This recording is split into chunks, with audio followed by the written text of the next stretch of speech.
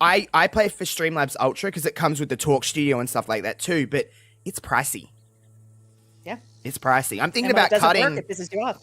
I'm like gonna think about cutting and just paying for the Talk Studio, and I'm thinking about using Meld. Meld is like a newer one that Jamie told me about. It seems to be pretty. I had a little, just a little play. It's sometimes hard with streaming because you don't know until you use it properly. Do you know what I mean? But we're live anyway. But we're just talking shit, everyone. Hello, everybody.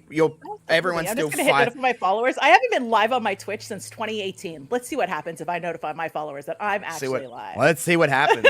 So me and Peggy here today. Peggy and I. Sorry, terrible English. Peggy and I are here today. Whatever. You write for a living, so I mean, apparently so do I sometimes as well. What the fuck? I don't know how. But we're just gonna be here for a few hours playing Red Dead, and this is just gonna be we're just gonna talk. We're just gonna have. I know like a lot of our watch parties and stuff are like that, but there's always the background of like wrestling is on, so like yeah, exactly. Like today we don't know really what we're gonna talk about and stuff. Like we're talking for like 5-10 minutes off stream, and we're talking about various things. So we'll talk about this game. And listen, Peggy's the head honcho here because she has a lot more hours in Red Dead Online than I do. So I'm a little bit like just a little bit naive when it comes to a bit of a novice, I guess you could say, when it comes to Red Dead Online. I think I didn't even know, this is how much I know about Red Dead Online, Peggy. I didn't even know how to check my level. Okay. So, do you need to Tutorial. walk through everything? Tutorial. Do I just press start? No? Okay. If you put left on the D-pad, it'll show your character. Oh, okay. So I don't know what level you are. I can look in my posse and see. So if I click, I'm looking at your Twitch stream as well. So you're an 11. Okay. Okay, I'm gonna. Oh, how did you see? Oh, up on the top. Right at the top. Okay. Okay. 11. I'm 16. I see it now. Okay, so I'm an 11. 11. What's relevant with 11 at the moment? Isn't there like a show? Isn't there a show with the name 11 in it? Stranger Things, right? Yes. I've never watched Stranger Things in my entire life. Is that bad? I don't know. You know what? It's like the topic we were talking about before we went live. Like what you like, right? Yeah. So. As everyone knows, I don't watch movies very much, but you'll be actually happy. I watched a movie last night before. The new Freaky Friday. Did you watch? The Freakier Friday. And? Listen, I think a lot of those movies, one, right? it came out in it hit cinemas in like September or something, and now it's on Disney Plus. But I think a lot of those movies, man, I didn't think I was going to talk about this. I think a lot of those movies rely on listen, that movie came out, Freaky Friday, with Lindsay Lohan and Jamie Lee Curtis, was like 2003. I was like 8 years old.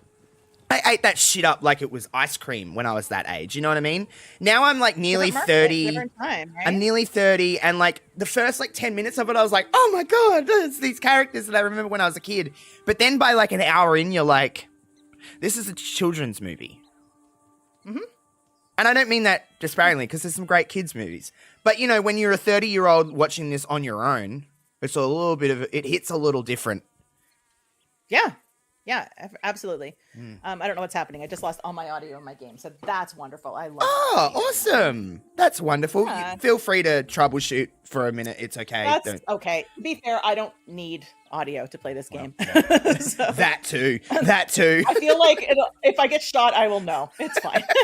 Yeah, I feel like you'll know. Now, obviously everybody is seeing my character, and Peggy's hanging out over there. We'll do our best to stay together as much as possible, but obviously you're getting this from my POV, not Peggy's. But Peggy will trust me, we're not going to be doing anything crazy enough where it really is like, oh my God, you got to see what Peggy's doing right now, and we're going to stay together as much as possible. Yeah, absolutely. I'm not going to let you die. No, and I am a woman, by the way, everybody. This is my character. My horse's name. So I had 2 different horses. This one I have wrestler named horses, obviously, because wrestling. Mm-hmm. So my horse over here is Lillian Garcia. I saw that. Lillian Garcia it just popped is up on your screen. So Lillian's over there. She's hanging out. Someone's talking to me. Is it Crips? It's Crips. Probably Crips. Cool. Okay, so you don't have a camp or anything yet, right? No. Right.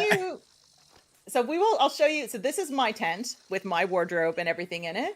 And this is where you sleep, on this bedroll over here on the ground. Oh, at least you're an 11. And I'm a guest, I'm a guest of your home. So, that's fine. So fine. Eric. Hello, Eric. How are you? Yes. Oh yeah, you'll probably only see Twitch chat, won't you? You won't see YouTube chat, right? I can see it on your screen when it pops up on the left-hand side of your screen because I have the Twitch open. That's fine. So, then you'll obviously it's not that big of a deal if you can't anyway. But Eric's I am a woman, yeah. So I am a woman though. I'm a beautiful woman. Peggy has much nicer clothes than me. Poofy space buns but you have a pretty dress. So. Thank you. I am making food before we go because that we can boost our health and stuff before we go running around shooting people. So I can so listen, there's a lot. You can eat? I can eat and do all this. I'm going to put that up there. So I can have some stew. Mm-hmm. That looks like a nice hearty beefy stew. You know what I mean? Like that looks like it'll get me moving and shaking, And that will fill all of your your health core, your stamina core, and your Deadeye core. So hell yeah, I'm gonna look at that. Oh, beautiful. Oh, I just threw the bowl on the ground. Sorry, it's my camp. Don't worry about it. It's fine. Disrespecting your home. We still have to wait for this to fill before we do a delivery. Might as well do a full delivery because we'll make much, much more money. Hell yeah. So let us go to the Moonshine Shack because I know I have a delivery there waiting because I filled that up last night. Hell yeah. All right, come on, Lillian. We'll ride there because it's more fun. So we would briefly when we're let's talk about this on stream. But obviously, GTA Online is it's Rockstar's moneymaker. Arguably, GTA Online has been perhaps, I don't want to say the biggest success about GTA 5 because obviously it's a billions of dollar making kind of game. But a big chunk of that comes from GTA Online. They make money. I don't know how much money they're generating every day, but I couldn't imagine it's nothing. So, we were kind of talking about, what was was it 5 years in between GTA 5 coming out and then this coming out, roughly? Yeah, 2013 and 2018. Yeah, right. So 5 years. So I think from a completely business standpoint, Rockstar were probably thinking, well, GTA 5 is generating all this money online. Red Dead Redemption is going to do the same. And, we all know that it didn't. Yeah. But honestly, they stopped caring. They stopped putting content into this game as opposed to... This dude is shooting at me! Ah! I don't know why. Where is he? Oh. I killed him. I nearly killed you. Shoot that. We have there's no friendly fire in this. I turned the friendly fire off. Thank God, because I would have been shooting around and been oh shit. But yeah, so Red Dead tried to make this like GTA 5 online, and they just stopped putting content in it, stopped caring, stopped doing all that kind of bullshit. And then they just, obviously it's still an active game. I think they still, they put seasonal stuff into this game, don't they? Like Christmas and... They do. Unfortunately, it's all the same stuff every year. So the Halloween stuff was exactly the same. So I jumped on just before Halloween. Stuart and I were playing, and I went in to look at the seasonal stuff, and it was all stuff that I already owned and had already done. So that sort of irritated me. And I haven't really played this game online in well over a year, maybe 2 or 3 years even. So the fact is, they're still just recycling the same stuff that they were doing before. So. Is there a way to what's up, by the way, Jamie? Shout out Jamie. He was playing that dispatch game last night on his YouTube. So I seen you and Jamie talking about that game a lot, and I honestly, like we were talking about off stream earlier. You know what you know. I don't know anything about games like that. I was like, what is this? What is this? And I watched Jamie play 2 episodes of it last night. And It actually looks quite intriguing. It's very... I don't know. It's not like anything I've really played before. I'll put it that way. Jaded, what's going on? Thank you for the follow. Peter, how's it going? Yeah, it's one of those story-based novel telltale games sort of things. So I think that's I really want to play it because I love those big story-driven games. The animation of it is cool as hell. First couple of things. Yeah. The animation looks cool as hell. Yeah. It's really, really well done. I like the animation. I was reading today, I shared with Jamie too the story of the game and how originally apparently it was supposed to be a live action game. So I'm really curious how that would have looked and how they would have done that, because live action, they would have had to record every possible scenario in live action. And yes, I mean, obviously they had to do that for the animated version, but doing animated graphics is so much different than live doing, action is full acting. A different beast. A whole different beast. Yeah, but also you see full penis in that game, which is kind of wild. Yeah, I saw Jamie doing the setup where he was like, yeah, there's all kinds of nudity in this. So. I was like, oh, so you see some, boobers, some butts, and he's like, full dong. And I'm like, what? I was like, whoa, okay. Yeah, it's very interesting though. I don't know, I have games like this through the lovely world of Twitch, where there's some games I prefer to watch than play. That would probably be a game that I'd never honestly play myself, but I would watch people play that. Yeah. I think I'm really interested. I'll have to talk to Jamie a little bit more about it as well. If you can change the amount of time you have to make decisions. Because it seemed like the decision making was very quick, especially if you wanted to play it with your chat and have your chat determine. He had to like pause and do a lot of stuff, and he's like, and he had like very little time. So it would be cool if they had like a different timer that you could set, like 20 seconds, 30 seconds, a minute, whatever you need. Yeah. Especially, there might be that option because it feels like a game that would have pretty decent accessibility options, and that's usually an accessibility feature. So. Yeah. This game is how old is this now? 2018, so what, 7 years old? 8 years old nearly? This game is beautiful. It is, yeah. Considering there's no real upscaling or anything for the newer system. They're doing that with Red Dead 1. Oh, Jesus hell! We're dying!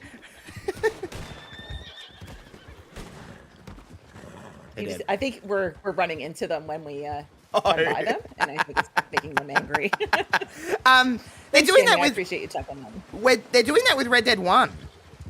Yeah, I saw that. Why? It's coming to PlayStation Essential or whatever as well, right? Yeah, so they're upgrading it to PS5, and Nintendo Switch 2, blah blah blah, all the Xbox, everything.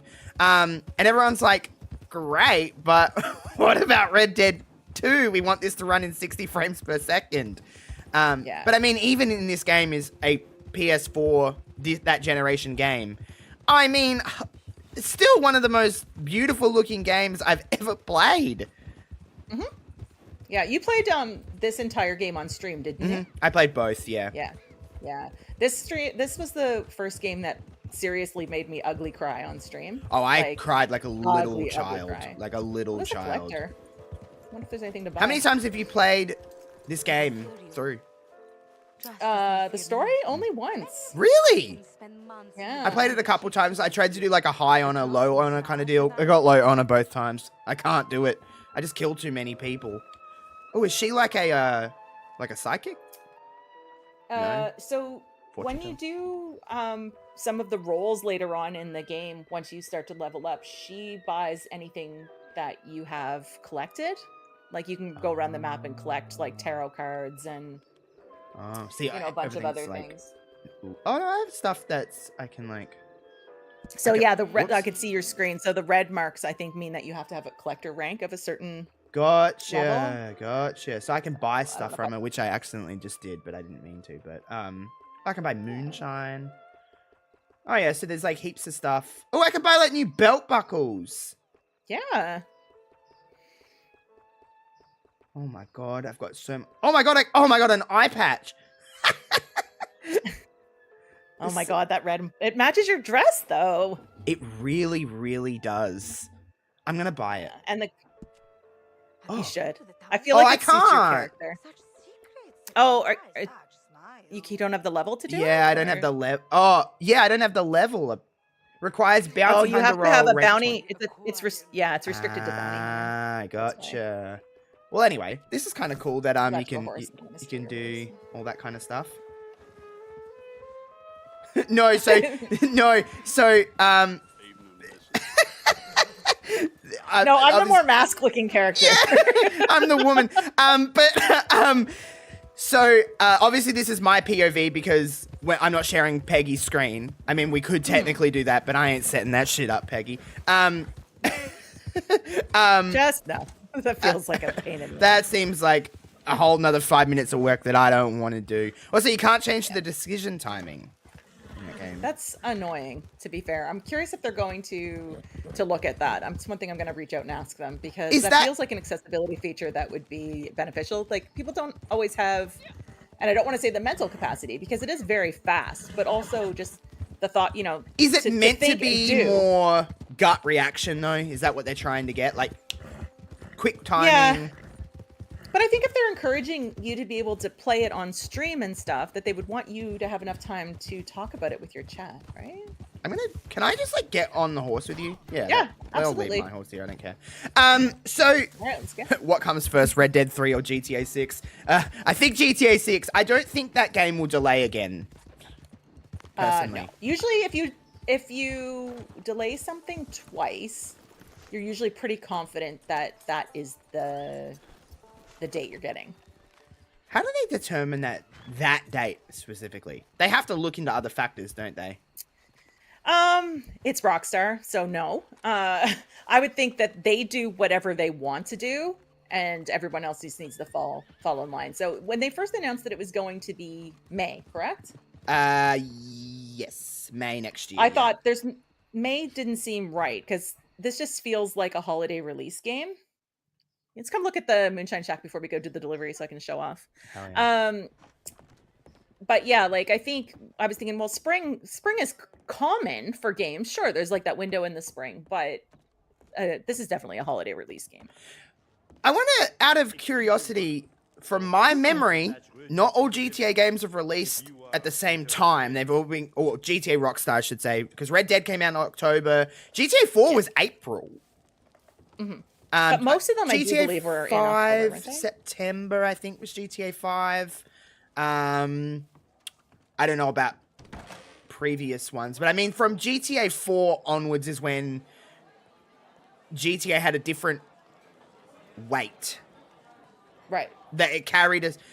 I don't know how well versed you are in the GTA world, but I've always been fascinated by these games. I mean, read a whole article on Substack about it, but GTA 4 is when it started to, like, I guess, have name value. Not that the games previously, like San Andreas and Vice City and, whatever, didn't, but it was just a different weight that it carried. Wow, this is cool, by the way. Is this yours? It is, yeah. Holy shit, Peggy! You own a bar! Yeah. So the Moonshine Shack is one of the things that you can unlock, and you can do... Did you order a drink? I wasn't paying attention. I can now.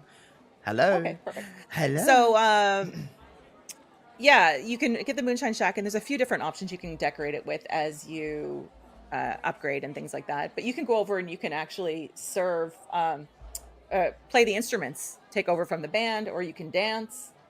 Damn, look at this. Peggy the Moonshiner. Yeah, it makes sense. You would own a bar, and I would drink at it. That would be how this would work. Give me and you could entirely get drunk and get in a bar fight, and as you do this as well. So, yeah. But yeah, what I was saying about my words start to change on the screen as you get drunk. So. That's awesome. Mine says "Petition, third customer, swerve self." Let's have another one. Another one. Give me another one. Bottoms up. But yeah, so GTA, I think they've always released, but I think Jamie said in the chat, GTA could release on literally any date at this point, and they will The date is not going to change their. There, I think you're getting drunk now, but it looks of it. I am. Yeah, request drink and leave. Hello. Wait, how do I? Okay, so. So you can come over and you can play Piano? Yeah, exactly. I'm gonna play it. You oh my god! Piano, you can Perlay music. Yeah, I know. Yeah. Yeah, so GTA's in that zone where it can just kind of, it can do what it wants. Man, could you imagine the amount of games that were probably eyeing a release for that next year and said, we're not releasing on at that time. Nothing will release at that time, right? Exactly. I think it's the same thing that when it was first announced, a lot of, especially indie developers, were, putting things on hold because you don't want to launch the same time as GTA because, I mean, as much as I say it's not the same market, it'll still be an issue, right? Oh yeah, COD. Call of Duty usually comes out in November, right? It came out yesterday. So that will come out again next year at that time. They release every November, don't they? Yeah, every other. They were talking about going every 2 years starting next year, but I mean, we'll see. Isn't that convenient?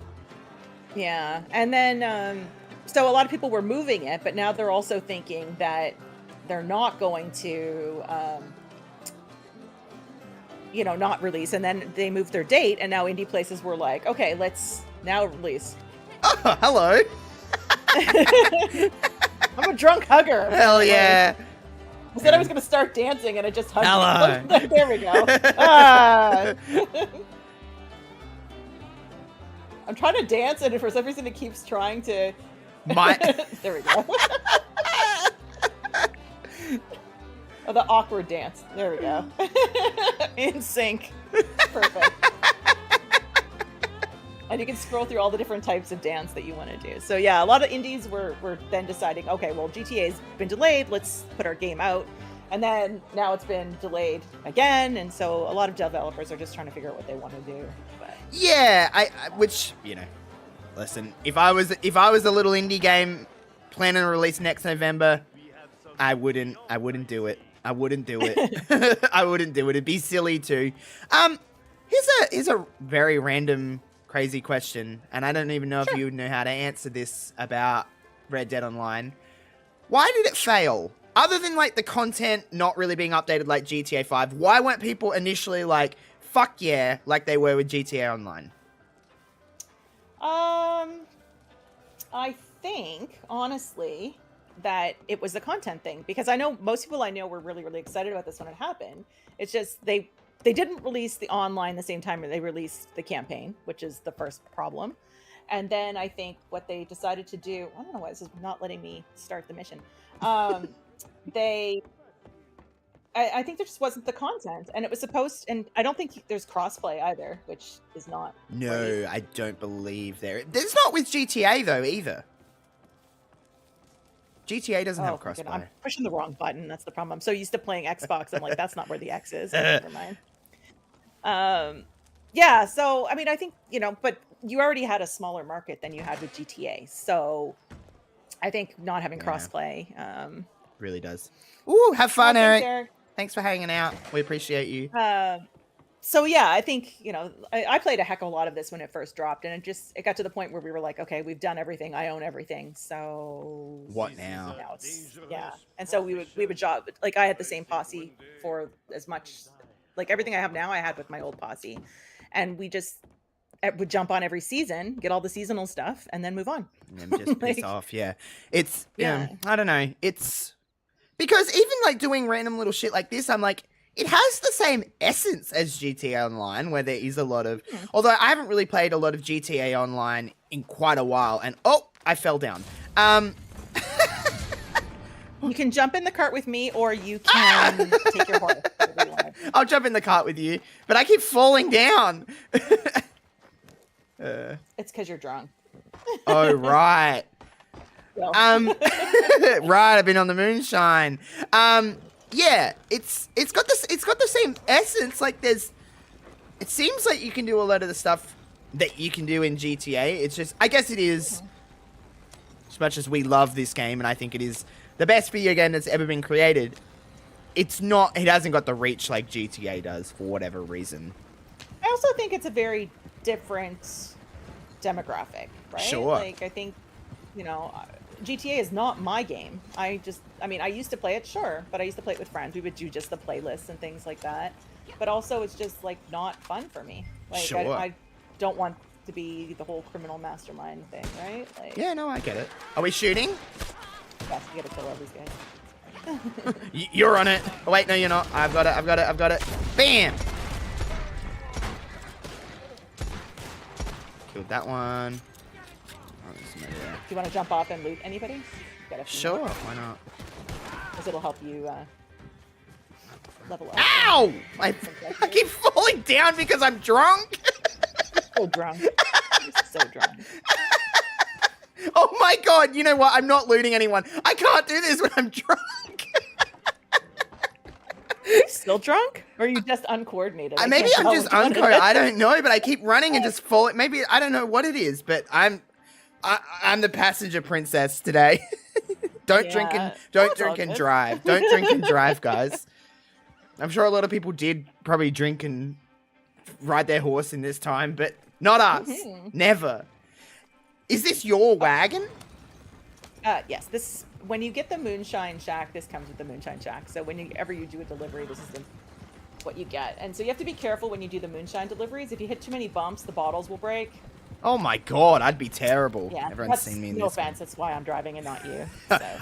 Listen, everyone likes to get on me about how I ride horses and drive cars in these games. And listen, is it warranted? Probably. But am I going to argue it? Absolutely. We can make the most money and not break anything. Yeah, exactly. Because I would be off this. I'd be off the road. I'd be like, see you later. I'm not even sure where we're going with this mission. I didn't pay attention to the map, so. So obviously, spoilerinos, everybody, because we're playing online. We played this game. Hey now, I could rent a car and I could drive around in Sydney. That'd be terrible. We probably wouldn't make it to AEW if I drove. Spoilerinos, obviously, we played this game and whatever. You said you ugly cried at this game and so did you think that Arthur was going to die at the end? Ah! Oh no! Oh no! Oh my god! Oh, we lost everything. Bitch! Oh, that's annoying. Great. That's annoying. Holy shit. Did you think that Arthur was gonna die at the end? Yeah, absolutely. Yeah, me too. So you're leading up, and he gets sick so early in the game, and then, well, to be fair, I was driving fine until the bad guys shot at me. That's true. That's true. So I already said to Josh, I don't have any audio, so I couldn't hear them coming. That's fine. So you knew he was getting sick, and he was getting worse as the game went on, right? So it's he obviously wasn't in Red Dead 1. So no money there. And yes, yeah, exactly. And since it was a prequel. But that long ride at the end where he's just riding along and it's all the voiceovers of all the things and all the people he's done, that's where I started ugly crying, because you know it's coming. You have no control over anything at that point, and you just see the end. And then when the horse dies you actually got the epilogue too, right? And I was just like, okay, that's crazy. I didn't expect to play as John Marston. Which I thought was a really, really nice touch to this as well. And the kind of like tie back of Red Dead 1 when John gets killed and then he plays Jack. Like, you know how you start the game as someone and you end the game as someone different. And it gives you if you're one of those people that's like 100% completion, you can, as John, you can do all the little strangers and freaks that you started with Arthur and finish them as John. So that's obviously, just from a logistics standpoint, the game had to do that because you wouldn't be able to continue to play the game. Exactly. But man, when that initial, when Arthur does that, there's that one scene or one mission, whatever you want to call it, where Arthur falls down and he starts, getting really sick, and you're like, what the hell is going on? Like, Arthur's like, what is going on? And then he gets diagnosed with TB and everything tuberculosis, and then the way that I think the little things in this game, that it's little, but the little things in this game that make this game, you know, the best game of all time, is that you slowly, it's not like he gets sick and then all of a sudden he looks sick. It's like this slow decline in the way he looks, the way he acts, the way he talks, the way he coughs. And they do a really good job of like, I'm gonna get off horse. Yeah, we need to capture, we have a double bounty here. Do we need to keep them alive or do we need to kill them? Dead or alive, it doesn't really matter. They'll get half the money if they're dead, full money if they're alive. That's right. The way this game though kind of makes you feel like you're the one getting sick, you're the one slowly declining. It really is absolutely gut-wrenching. It is like a gut-wrenching experience that... So if you use your dead eye over here, are you I'm at the house. Okay. So here, can you use your dead eye and you'll see there's like a clue here on the ground. Oh, yeah. I see. And then if you investigate the clue, we can, it'll lead us to the bounties. Okay, so I'll do that. Yeah, but this game just, I can't, again, you're way more versed in video games than I ever will be, personally. But,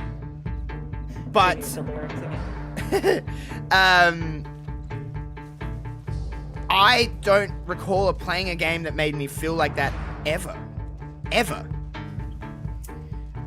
As in the slow decline, or as in emotionally connected? Maybe a little bit of like all of the above, like both. Like it's just kind of like it's not one thing that makes this game great. It's the combination of everything that makes this game feel incredible. What's up, CJ?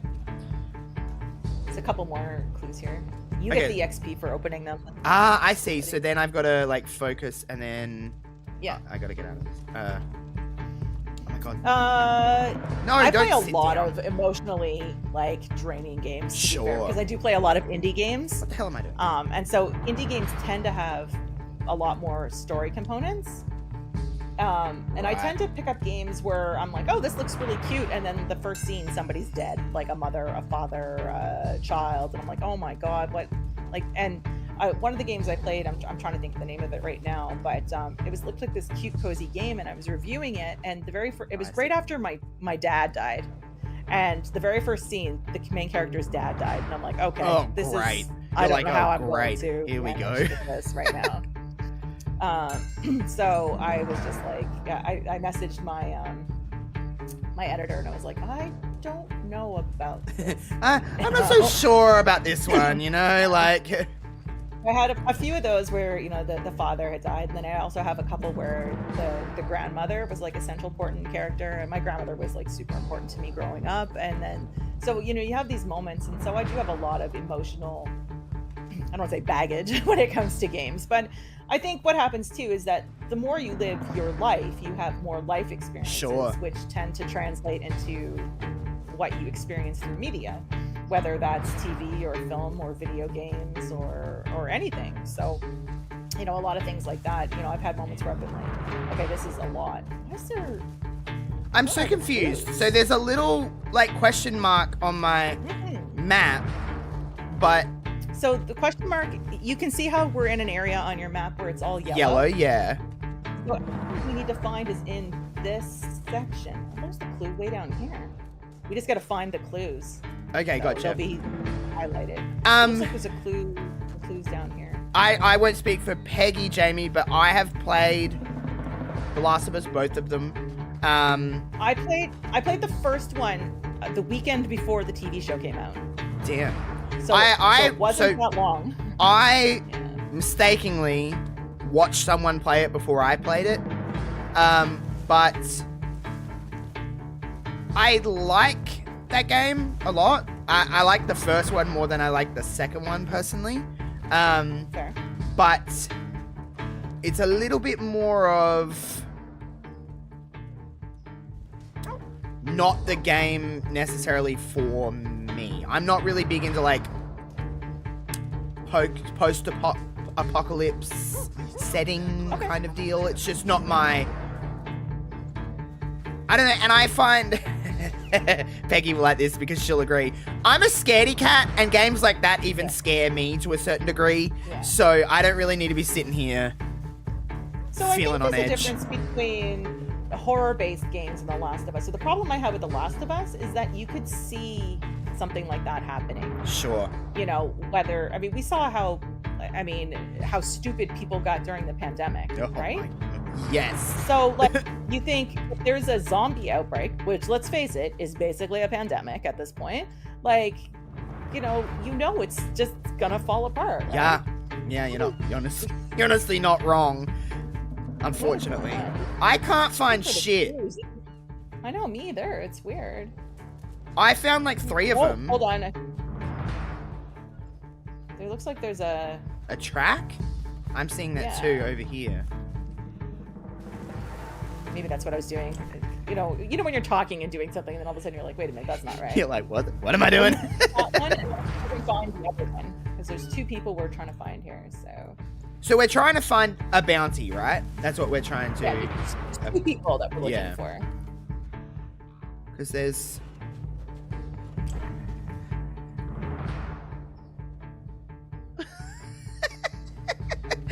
I'm so lost.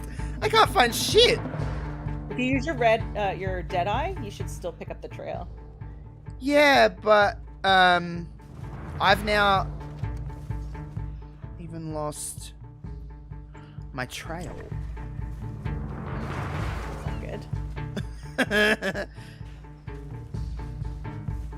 As you can tell, I'm very good at this game, everybody. You know, we said that we were going to start it. We were just going to shoot the shit about whatever, right? And that's what we're doing. This is just a complete background for that bullshit. So, yeah, I don't know. Last of Us is... Listen, don't get me wrong. Is it a phenomenal story and everything like that? Yeah. Everybody, we're about to talk about Last of Us spoilers. Do you know enough about Last of Us to talk both games or only the first one? I know enough about the second one. I mean, as someone who's worked gaming retail for a long time, like, it's not like it's going to be spoilers. So, yeah, I'm not going to spoil anything if I talk about... No. Okay. And I watched both seasons of the TV show. So you're good. So, everybody, this is your warning now. If you've not played The Last of Us Part 1 or Part 2 or watched the show or whatever... Spoiler warning, now is your time to click away. Do not come at me or Peggy in the chat if we're about to talk about Last of Us spoilers because we're giving you the option, okay? Alright, so obviously Last of Us Part 1 happened. Here's the big question for you, Peggy. The old moral dilemma. Would you do what Joel did? Would you save your daughter, friend, whatever you want to call her, if that meant... that you can keep her alive, or would you let her die to save the world? So I'm a soft heart. Obviously, that doesn't surprise anybody. However, I do believe in the greater good. Okay.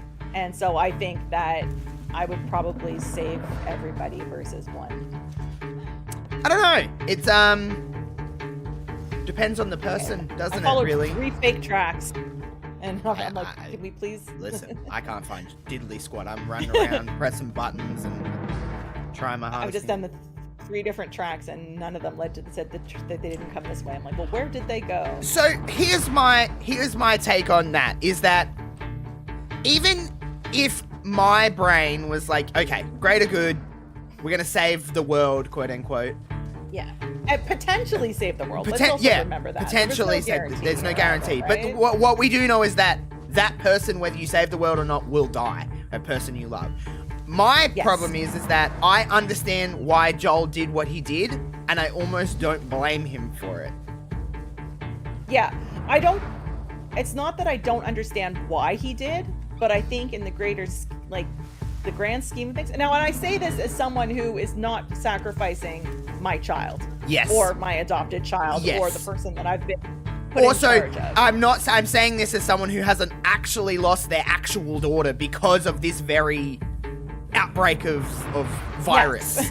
So, So, yeah. There's that too, but I don't know. Where the hell? Listen, another dead end. I will say, obviously the end of that game, the first time I seen it was like, oh my god, we just went through all of this and now Joel's just saved Ellie and whatever. Then when they start, I will say, killing someone in the opening hour of the second part of the game that was the character in the first game is a risky choice. It's a risky choice. Does it work? Sure. But I was gobsmacked when Joel died. Yeah. Gobsmacked. So I knew that they killed him off in the game, but I didn't know where it was in the game because I haven't played the second one. But they kill him off fairly early in the. Oh my goodness, what's happening? We're running out of time. Like we are totally failing this. I have no fucking clue what we're doing. I have been running around. 4 fake tracks. None of these are real. So I don't know how we failed the moonshine check and now a bounty. We're having a great stream. It's 10 seconds left. We are not actually finding this person. That is so bizarre. I followed 4 fake tracks.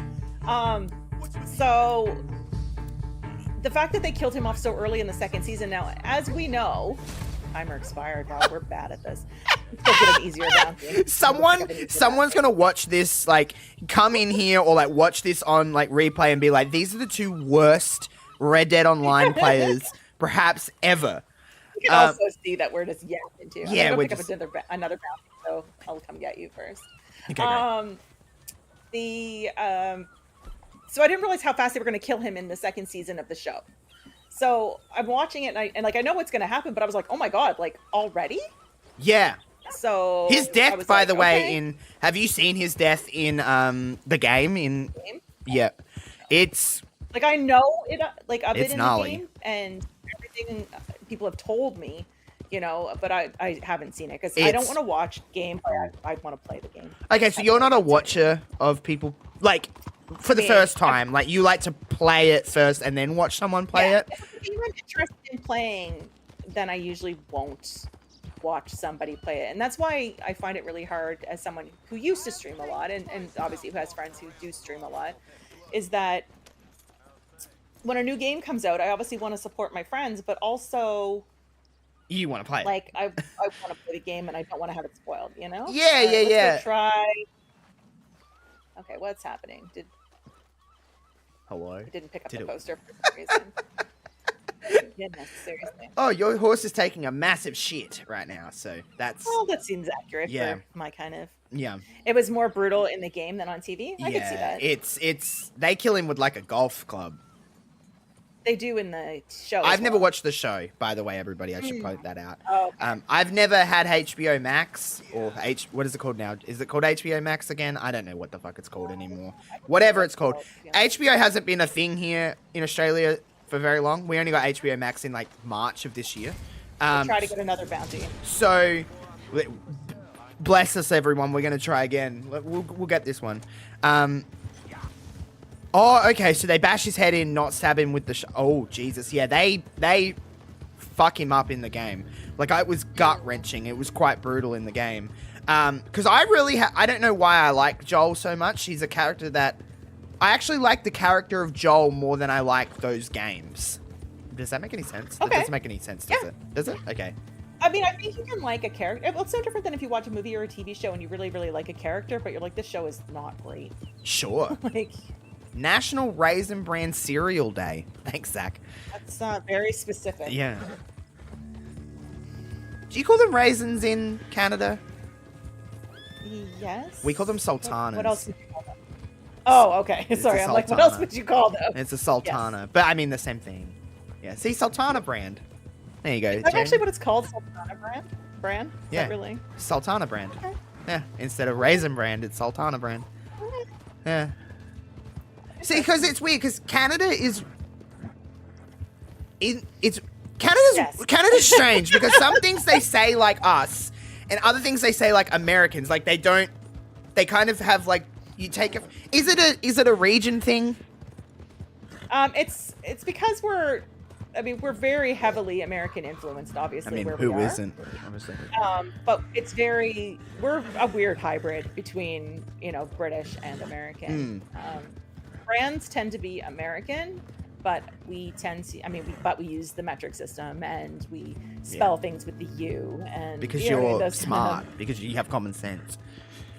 So I think that's, you know, we have this hybrid, but yeah. Right, okay. So, because obviously, We adapt you know, 90% of our stuff from Britain, from England. So, but it's weird because we're both in the Commonwealth, so some things are like weirdly the same, even though listen, most countries are fairly Americanized these days, to be completely honest, because, you know, America is America, but for whatever reason. But yeah, there's just I've noticed some things that you say, I'm like, oh, you say that like I say that, and you spell that like I spell that. But then there's other things that I'm like, what?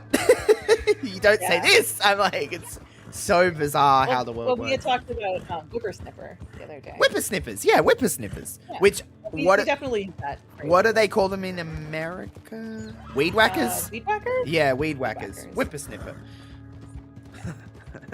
Because I messaged you about that, and I was like, you're gonna go crazy for a whippersnipper, and you're like, no, we and I'm like, what? What the hell? Oh, my horse, what are you doing? Your horse is very moany. Yeah, there we go. Oh, hold on, we get some bad guys. Oh shit, I'll shoot him. I'm gonna get my gun out. I've got him. What's a bear? An actual bear. But you bitch. Okay, so we want to capture this person alive, but we got a lot of people around. Let's see what we do. So the target is the one with the skull. Ah, your horse! Forgot to get off, and your horse just like freaked out. I can ride the horse and confirm myself, so it's not gonna... I'm just going in, as you can see. You just killed the bounty. Oh, did I? I'm so sorry. Okay. It's okay. Back dead and get half the money. I didn't even realize I was just in the zone, and I'm like, oh shit, I just killed the bounty. Oh, someone's shooting at me. That's all good. Is there? Somebody still alive? Yeah, I think I shot him. I think. Alright. So is it this lady? I think so. I'm picking her up, so. Yeah, I got her. Yeah. Alright, So come on, man. You're gonna need to call your horse. I'll call my horse. You can only take one. Yeah. Oh, whoopsies. Sorry about that, love. Sorry about that, ma'am. You're already dead anyway, awesome so whatever. Awesome buddies. I'll put that on the back of your horse, and I'll call mine. Oh. Wait. What? Wait, Up now... on the D-pad, we'll call your horse. Yeah, but it's calling your horse. No, my horse is still here. Try and... Oh, no, it's coming, it's coming. My horse is coming. Okay. It's just, obviously, it's a little far away, you know. Okay. We'll wait for my horse. But we have a time on this one, so. And we already killed it anyway, so. Yes, everyone, my horse is named Lillian Garcia. I had 3 horses in my playthrough, and I called them all ring announcers. There's Lillian Garcia, one's Mike Rome, and the other one, I think, at that time was Samantha Irvin. My anyway. horses are all just sort of random. Random names. I don't really have... Like, this one is Hades. I don't know. Just is. But I have other ones, like, if you have a horse that's a specific color or something, then I always try to name him something that makes sense. Like, I have a Palomino horse on Xbox that I called Perdita because that's the mother Dalmatian in 101 Dalmatians. Like, I mean, it's just... Hell so yeah. She's a black and white horse, so it's just one of those, you know, whatever. Yeah. Hell yeah. I like that you have a theme, though. Yeah, I randomly... Oh, God, I went the wrong way. I just was like, ring announcers, sure, let's call them these. And that's what it was. Yeah. That's what I did. We're talking about,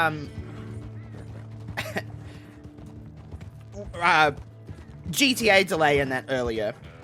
And obviously, I said to you before we started streaming, I'm like, I have feelings of Rockstar at the minute. Because, for the most part, Rockstar have done fairly good fan service since they started. They've always been kind of like they seem like a very people-first company. Like, they're very much just like, let's service the fans. Let's make sure that we're giving the people that buy our games the best experience possible. Obviously, since Dan Houser left Rockstar in, I think 2020 he left, he was like, I'm done with this. Because there was Dan and Sam Houser that kind of were the owners, whatever you want to call them, of Rockstar Games. The culture has seemed to change a lot, and there's been a lot of reports about how, like, they're overworked and all of this kind of stuff, because they're making these games that are for all intensive purposes, flawless. Mm-hmm. Flawless, whatever that means. Yeah. But they're overworked, they're over this. And then recently there's been reports, well, not reports, there was a lot of unionizing talk. Ah! Jesus! I ran into someone and I fell. There's been a lot of like unionizing and all of that kind of stuff, and layoffs have happened. Right. And then obviously the GTA delay and that came out. And it seems like, I don't know, just even in their statements that they put out, there seems to be a lot less love. A little bit more business first instead of culture and all that kind of stuff first. What is your take on all of that? What I'm trying to get at is, in a roundabout way, I just ran over someone again. What is your take on everything Rockstar at the moment, and just what your opinion on Rockstar games is? Because you have a much broader mind for gaming world than I do. Yeah, I think... so, Rockstar is very money first. Sure. More than anything. And I mean, do I begrudge companies for wanting to make money? Absolutely not. It makes sense. Everybody wants to make money. Yep. But at the same time, I can't help but think, who's to blame for that? The players, right? I think if the players weren't buying the shark cards and doing all of the things, then Rockstar would actually be forced to pay more attention to the players. Do you know what I mean? Instead of just creating content.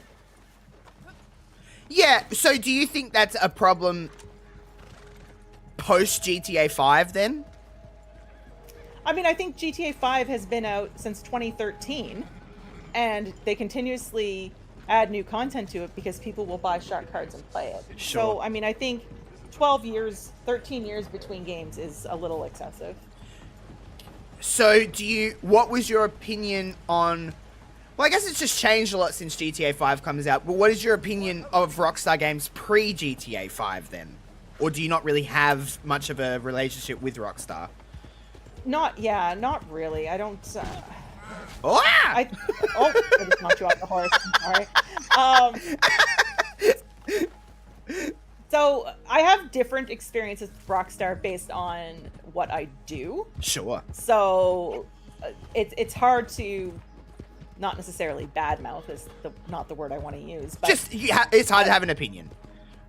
I just very much think that they need to just put a game out. Like, I'm on that opinion as well. Like I get, I think there was. But I'm also not the market for GTA, and I won't be buying 6. So I mean, like. Yeah, sure. I will be. I'll be like Midnight Boy. Like I love GTA. I mean, I grew up on these games. I was playing these games as an 8-year-old, which I really shouldn't have been. But GTA 4 is. No, I don't think it's the best. I think this is the best game of all time. GTA 4 is my favorite video game of all time. I just have a very strong connection to that game. But I mean, there was even, when you look at GTA 4 to GTA 5, there was 5 years in between those releases. So the releases we're getting isn't unreasonable. Sure. But I think a 13-year. A 13 is. Like, I think. But I mean, you got to remember, in between that though, they did have this come out. So I'm not trying to attack you. I'm just saying they did have this come out, and this was obviously a huge I mean, I don't know if this even come close to sales in GTA 5, honestly, but I think probably not, considering GTA 5 came out on multiple platforms as well. Like, sure, it came out on the 360 and the PS3. That's right? crazy to think about, isn't it? That we originally got that game on the 360, and then we're now having versions of it on the PlayStation 5 and whatever. But I'll promise not to try and kill this one, by the way. So. Sure. I promise I'll try. Try is the key word there. Trying to track them because they're taking off on a different. But I think this game outperformed GTA 5 just in sheer story. I don't think that's. Yes. I don't think that's. But I don't. Do you know anybody who played GTA for the story? I mean, you probably played the campaign, but did you play it for the story, or did you just happen to play the campaign because it was there? I don't know. I've always preferred single-player GTA than GTA Online personally, but that's maybe because I wasn't 13 years old when GTA 5 came out. You know what I mean? Like, it's not like... It's weird. I was like 18, right, when GTA 5 came out. So I'm like probably prime age, really, for that game coming out and being like invested in it. Oh, shoot. There's a giant bear behind us. What? What are you talking about? I don't see it. Oh, I see it. The giant bear. Die! I killed it. I think, or you did. It? One of us. Yeah, sure, you can skin it. I'll hang out here. Do you have a horse? I can get one. Yeah, call your horse, because this will be something that we can't. Gotcha. So, yeah, I guess to answer your question, if there's a person that plays it for the story, it's me. That's fine. Yeah, that makes sense. Have you played GTA 5? Like, or you've watched, you know the story, at least. Me, yes. I played the campaign of it, yeah. My biggest thing with GTA 5 is that there was 3 protagonists. I didn't like that. It got convoluted you were constantly to me. switching. I didn't like it. Yeah, listen. Did I spend money on GTA Online? Did I play GTA Online? Of course I did. Everybody did at some stage if you played those games, because it was like I was 18 years old. It was trendy. Of course I played it. And I spent more than I probably would like to admit on something in those games over the years. But that's not the reason I'm buying GTA. Like, if GTA 6 came out, not that this is going to happen, but they said it's single player only, there's no online, I would buy it. I would still enjoy it the same as if it did have an online mode.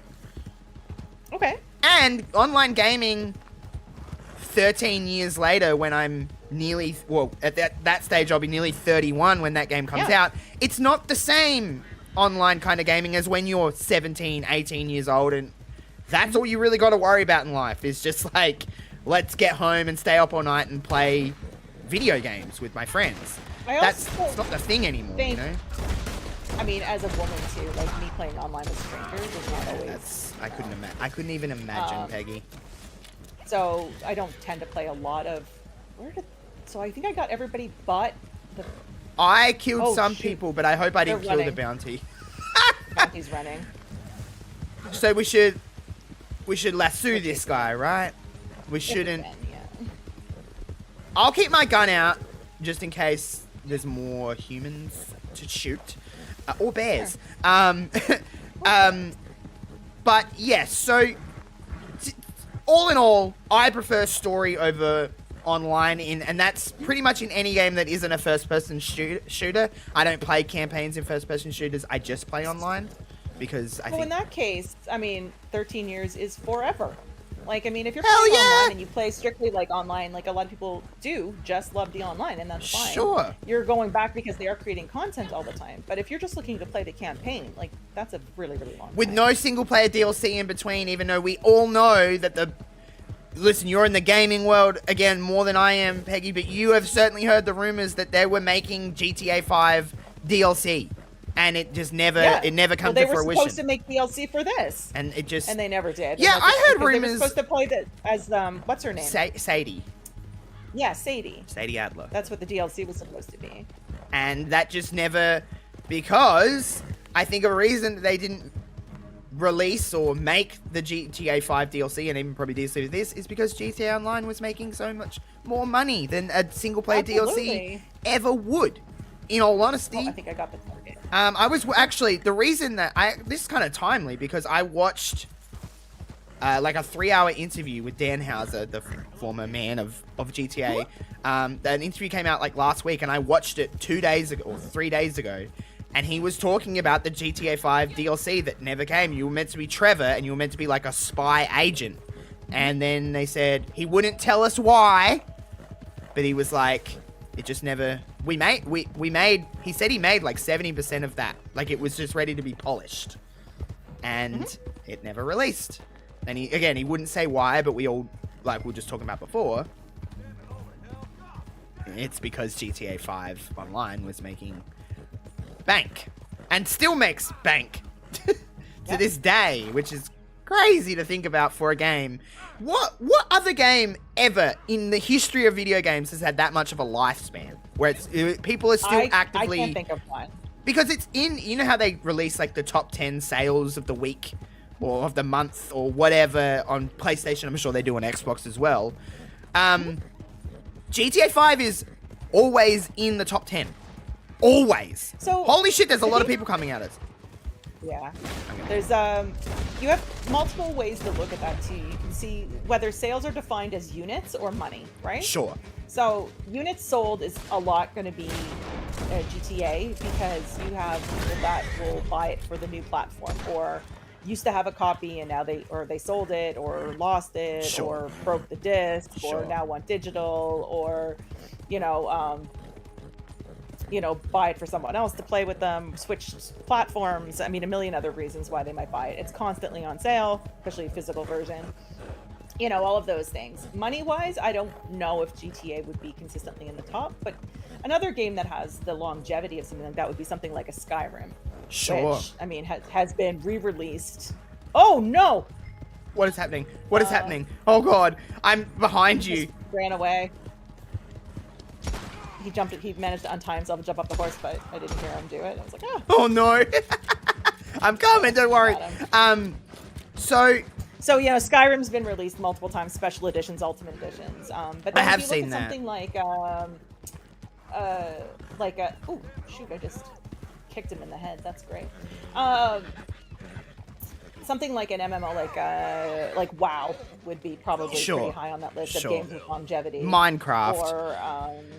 Or yeah, that's a perfect example. Or something like Elder Scrolls Online. Sure. Consistently adding content to it, and I mean, again, that's another Bethesda game. So Bethesda does that a lot. Re-releases their games a million times. All variants and stuff like that, like different. Yeah, add a different thing, call it a different edition. Are those your kind of? Are they special edition came out with fishing, and then they released a whole new edition just because it has fishing. It's like, okay. Are those games your world? Are you into those? Yeah, See, I like I'm like fantasy sort of like that. Never touched anything them. that has like a bow and arrow. I don't tend to play things with guns in general.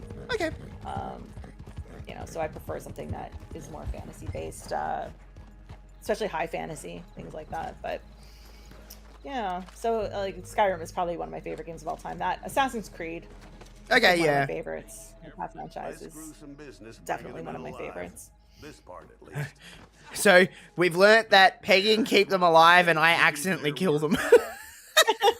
You know what? That was fair though. Like that one that you killed was in a big group of people, right? Now, why so did my? it's like... No, get this. Where do I go to take the bear skin? We'll take it to the camp. Okay, so I will put it back on my We are horse. going to fast travel to the camp, probably. Be faster. Do you have money? Do you have some money? Yeah, I have money. Okay, cool. How do I do that? If you go to the signpost, that's just. Oh, yep, keep going straight forward. You see the signpost? Yeah, you're just gonna fast forward to the camp. Gotcha. Do I have to And be then we off should my go horse? Or? to- Oh, no, that. No, it doesn't matter. And then where do I go?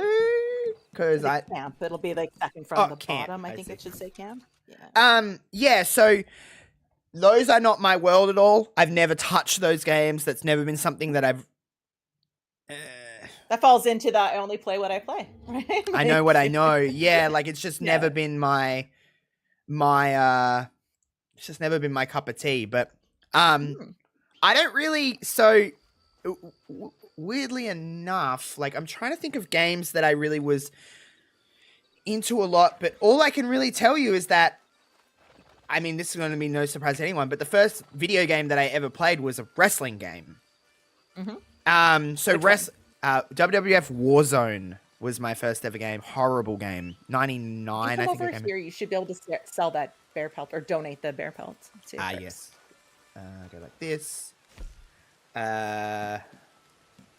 Materials? No. Yeah? Yeah. And then it should say donate. Does it say? Yep. Did it. Look at that. I got 6 XP. Ooh, fancy. I know. How crazy. Well, let's go do a supply run, or because he needs supplies. So let's go. Do that. Yeah. So wrestling games was like my first dip into this. GTA was always. I always come back to those games. I played a lot of the Simpsons games when I grew up. It's just what I did. I just played a lot of like Simpsons Hit and Run, Simpsons Road Rage, the Simpsons game. Like I always, for whatever reason, played those games. what else did I play growing up? I'm trying to think. Like, I played a lot of Star Wars games because I'm a. Let's open up that can of worms in a minute of Star Wars because I'm sure we have a lot of. I mean, you watched me play through Lego Star Wars and we briefly Make sure you call your horse because we're gonna need the horse for this one. Okay, yeah, I think she's coming. She's following along. You just hit up on the D-pad. Yeah, she's coming. So Lego Star Wars is something that I played through on this very channel, which you can go and watch on our YouTube. Go and watch them all. I played all 9, and they're all I get lost in all of them. But. And you yell about it's a children's game because I do that a lot too. I'm like, this is a child's game. Why am I struggling? A child can figure out this. I can figure out this, but it takes me a long time. But so you're a Star Wars person just like me. Star Wars is the movies. If you know me, you know that I don't watch movies really ever. They're just not my. Movies is not my thing. Oh my God, there's a lot of people. Yeah, and there's another player here, so let's see what happens with that. So Star Wars is just something that my family kind of watched it, so, you just copy your family, basically. I just love Star Wars. Now, I don't mean this in a nasty way at all, but we are 2 different ages. So we have different levels of love of Star Wars. Nostalgia. Yeah. You watched the original trilogy first, I'm assuming? Yes. I didn't. I was, I was old enough to go see the prequels in the theater when they came out, So I was a child. I know that was my first ever movie I watched in the theaters was Attack of the Clones. I know. That was the first ever movie that I ever watched in a cinema. Like I just... Jump in the wagon if you want. Yeah. So, Star Wars is something that's always just been very close to my heart. I'm not even really a big sci-fi kind of guy. Like, I'm really... Outside of Star Wars, I don't really watch a lot of sci-fi. I just never really have. Okay. But Star Wars has always been. But I know that you have said that... Is it... I don't want to speak out of turn. I think you said A New Hope is your favorite Star Wars? Empire. Okay, sorry. My bad. No, it's okay. No, but so New Hope is my favorite of the original trilogy.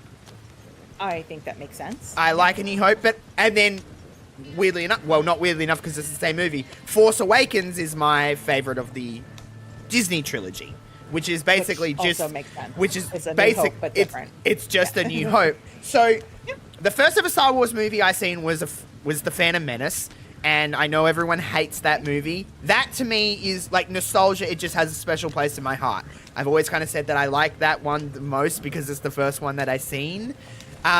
Everyone gets on me about that. Which you know, though, everyone looks at me and goes, The Phantom Menace? Really? The Phantom Menace?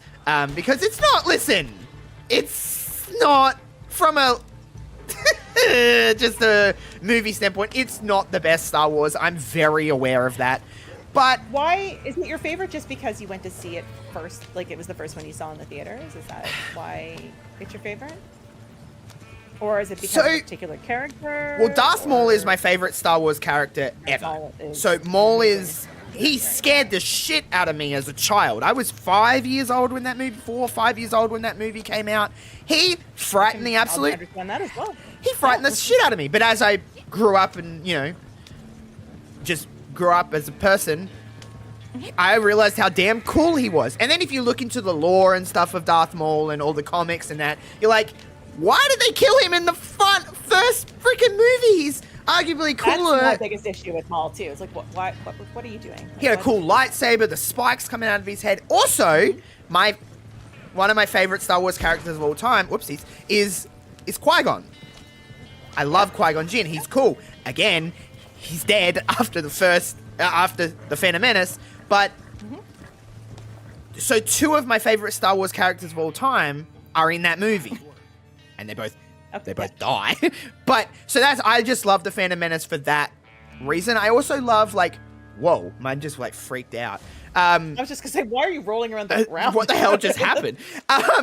So you have a birthday next week. I do. Jamie's reminding us. Yes, it's a week from Tuesday, everybody. I know. Which will be here for next week. The week after. So we got one more Raw, and then it's the Raw. So we got this week's Raw. Raw. Then we got Birthday Raw, which will be the most non-watching wrestling watch party perhaps ever. I'm not sure if we'll watch anything on that Raw, but we'll have a watch. Good time. It'll probably be one of the best Raws ever. And we'll have to rewatch it.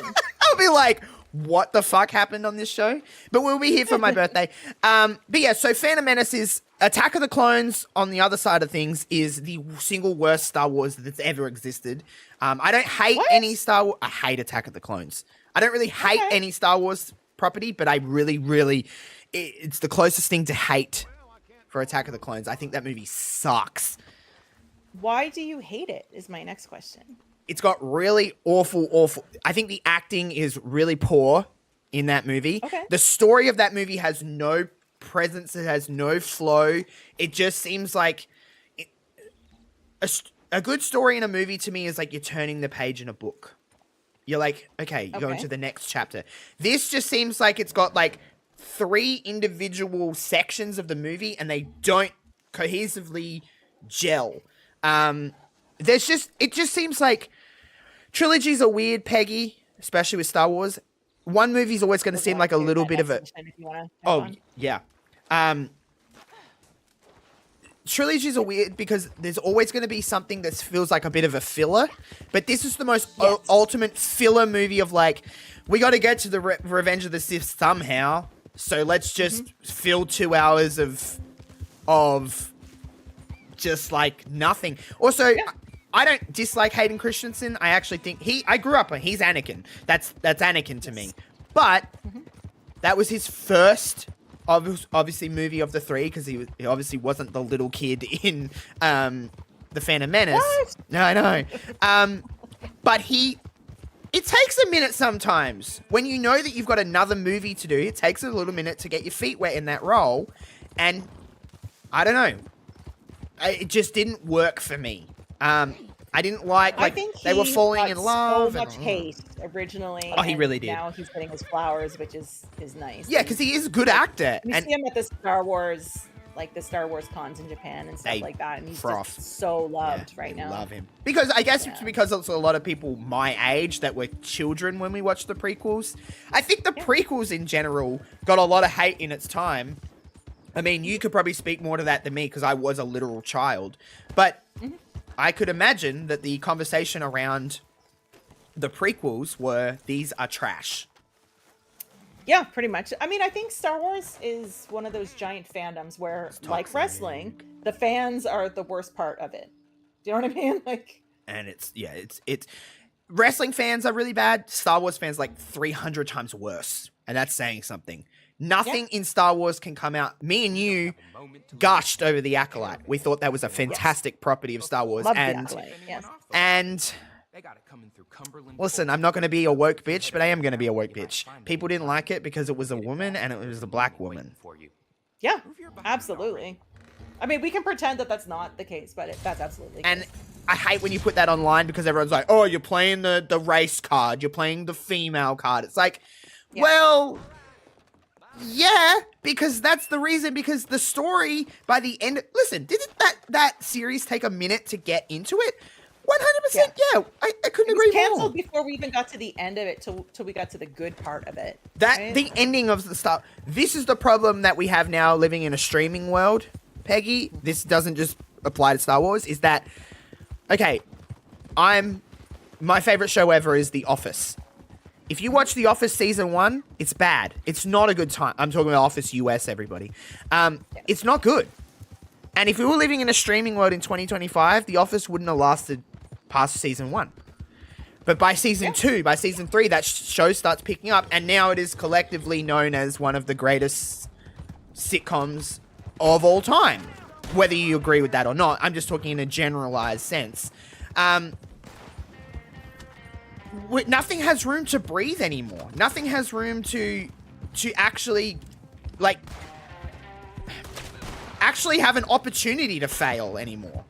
Everything is just, like, so fast-paced, and, like, we live in this, like, TikTok world where if something isn't, you know, special now, then it just doesn't get an opportunity to live. I'm dying. Yeah. exactly. I think that's the trouble with a lot of those things. It's just it gets bad reviews for the first like whatever episode it is, and then it got canceled before it got going. Oh, it's your good. Yeah. The Acolyte was great. I don't care what anyone says. It's one of my. When you look at, there's so many, like, it's Disney, so they milk everything dry. Has every Star Wars series that's ever come out under the Disney property been amazing? No. I'm not a hater of Star Wars. I'll pretty much give anything Star Wars a try and like. Yeah, same. I'm pretty easy to please. But, like, nothing has room anymore to grow. It's just, I'm sick of that. Netflix is really bad for that. Even if something is good, Netflix will like, nah, look at Glow. Did you ever watch Glow? Yes, I loved Glow. It ended, I understand COVID and that hit and it kind of topsy-turvied it, but Glow ends on a cliffhanger. They announced they were going to have one more season and then COVID hit and whatever, and now it's just like dead, and it won Golden Globes. Netflix is really, they pull the trigger on shit fast, probably faster than Disney in a certain degree. I was just going to say, between Netflix and Disney, both of them are, I mean, Prime is a little more forgiving. They seem to, pick up shows as well that other places dump, and I don't know. It's so frustrating when you can't even finish a season and see how, like, a lot of people don't watch shows until they're all out either. Yeah, I binge. So, I'm a binger. How many people went back and watched Acolyte once it was all released and was like, this is actually good. Yeah. But by then it was already canceled. Because that show ends on a a note where you're like, oh my god, plagiarism. Like, yeah. You know what I mean, like, and Yoda and all of these kinds of, and they never have stepped into that world. You know what I mean? Like of that era in Star Wars that's never really been touched from a TV cinematic kind of point of view. I understand it's been comic books and all of that kind of stuff, but we've never really stepped into that, what is the High Republic era, whatever it's called. Yes. Like, we've never stepped into that world, and I don't know, people just, all these toxic Star Wars. We've run into a lot of players tonight, and not one of them has come after us, surprisingly. That's good, because, Jesus, I wouldn't know what I'd be like, Peggy, help me, I can't do this. This is like basically just like a podcast at this point, us just talking about random shit. But I don't know, there's just a lot of like toxicity within that kind of, whether it's Star Wars or whatever. It's, I don't know. There's just, what is Steam Machine? What am I looking at? What is that, Peggy? It's the new console from Valve. So, Steam, like the PC. Yeah. So it's basically a box that you'll use like a console for Steam games, basically. I mean, they used to have a Steam, what was it called before? Maybe it was called a Steam Machine before. I don't remember. Isn't there like a Steam Deck? Maybe that's what I was thinking of, yeah. Steam Deck? And so it's like a handheld, right? No, yeah. This was an actual like box though that was before as well. Okay, so we have I just picked up another bounty. I'm gonna go take my horse this time. I'll ride. Yep. You can level your horse out. Yeah, exactly. Okay, so they did Steam Machines before that, but they were made by third parties. Maybe that's what it was. Yeah, because I remember working at GameStop and they had them back then as well, and the controllers as well. So this is basically, you know what a Series X looks like for Xbox, the tall black box. Well, this is the Steam Machine is basically a short version of that. Like that's what it looks like. And it will it'll be it's a console. Is that a PC? Yeah, it's a console, but it's a PC. Like, let's face it, right? Okay, like, so it can just Steam games. you play Steam games on it. Okay, are you a PC player or are you a console more? Mostly console, but I do play. Because I play a lot of indies, they tend to be on PC more often than console. Yeah. So you just play them on Steam just because, like... Yeah, I am in the market for a new PC, though, so I have to... Someone's waving at me. Some person. Some rando? Some rando just waved at me. One of the players we just went by, he did the same thing to me. I Fuck off. Fuck off, buddy. Okay, alerting the enemies will cause the target to flee. Oh, well, great. So don't go So around. they're going to run. That's what I'm hearing. Really tempted to jump ship next gen for Steam Machine. Ooh. I mean, it would be more powerful than a console, would it not? I don't know. Based on everything I'm seeing, it seems to imply that it's going to be very similar to a console. Oh, like, I don't think it's going to be really high end, but I haven't really looked into specs. I don't even know if the specs are out there for it yet. Okay. I haven't really been paying that much attention. Midway between PS5 is, and PS6. Okay. Yeah. This week is starting off to be... That's another player. Yeah. I don't know what this player's doing. I don't know. He's annoying me though. I'll loot this person. Oh. So we need to find a scouting place before the target arrives. Okay. This week is starting to kick off the award season for gaming as well. So yeah, the golden joystick awards soon, aren't they? Is that what it's called? Yeah, this week is Wow! Monday is what just happened? I'm getting shotted. Are you dying? No, I'm good. Okay. My homeboy is actually helping me. Probably wants to join us. What was I going to say?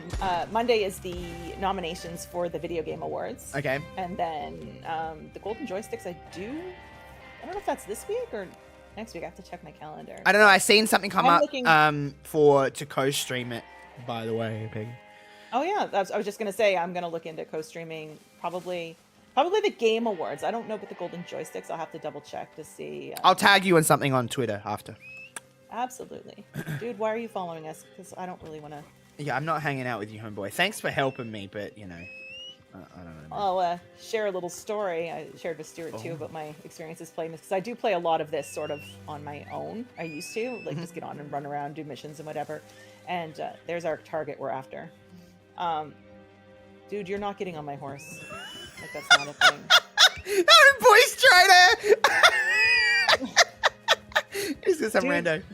I appreciate you shooting your shot, but I'm not interested. I play this sometimes on my own, and I don't God, he just ran me over! Did he? Yes! Douchebag. I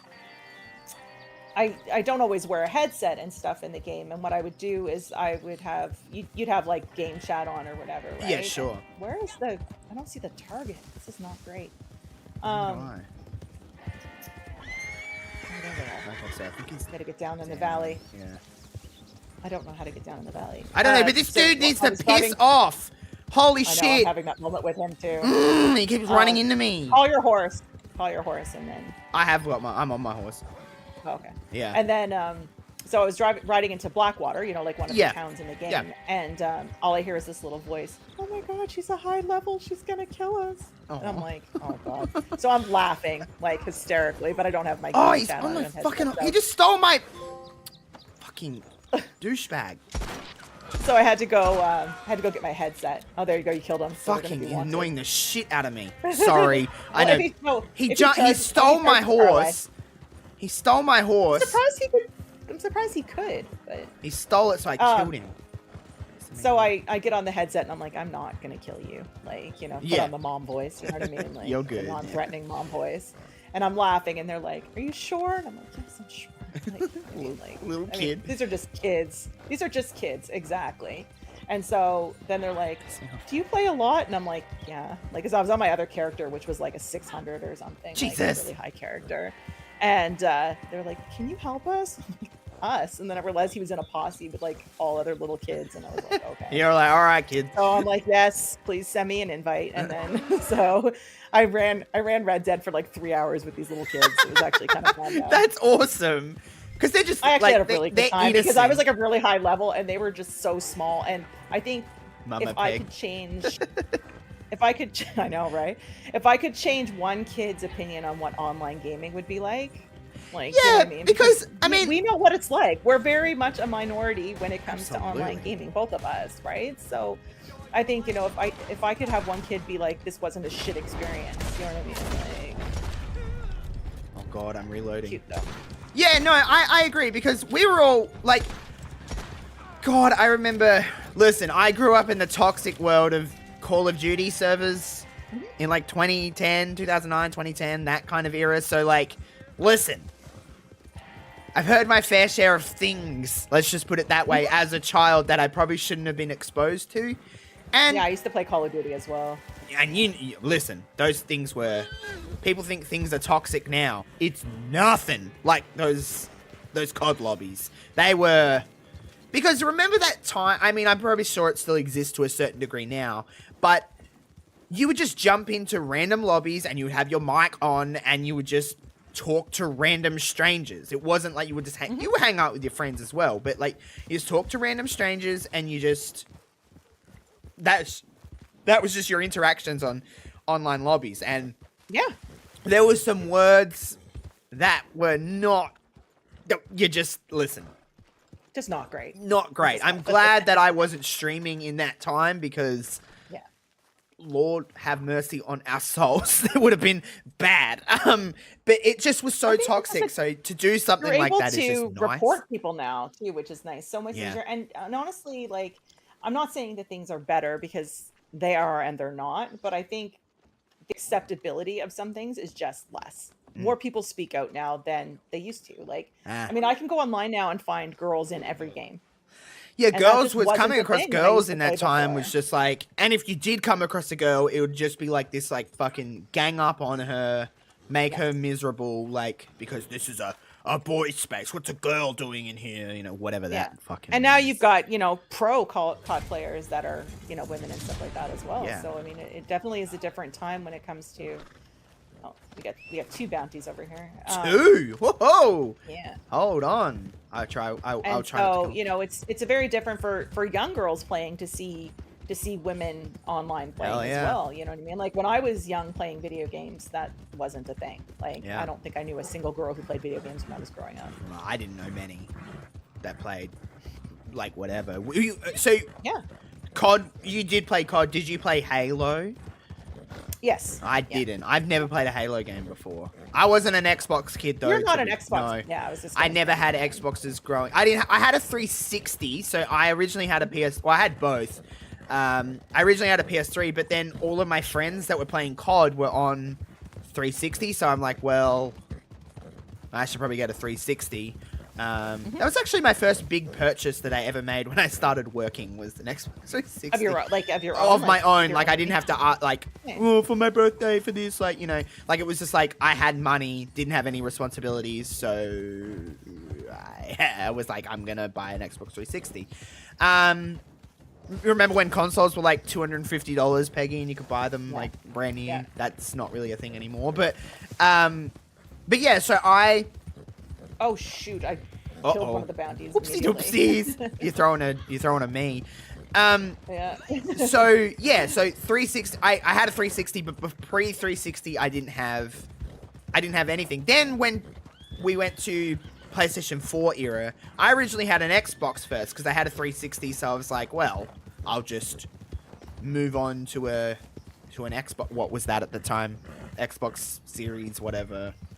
Blah blah blah. Xbox One. Xbox One. Yeah, I had an Xbox One.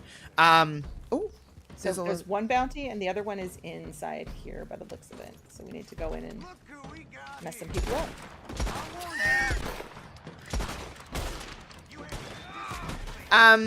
So yeah, I had a Xbox One for about literally I think about 2 months. Okay. And then I just switched to a PS4 and was like, never looked back since. Ooh. Never had an Xbox since. So you've always been an Xbox girly, have you? Yeah. I didn't have a PlayStation until the 4. Gotcha. The 4 was my first PlayStation, and I got that because of. So this bald dude is who we. Maybe. Something that was only on. Oh god, I'm a bit. Oh, I've got like no. Do you have your horse? Because we need a second horse. Yeah, I've got my horse. Is he out here? Yeah, I think she's out there somewhere. I'm just killing some bullshit, you know. Fuck off.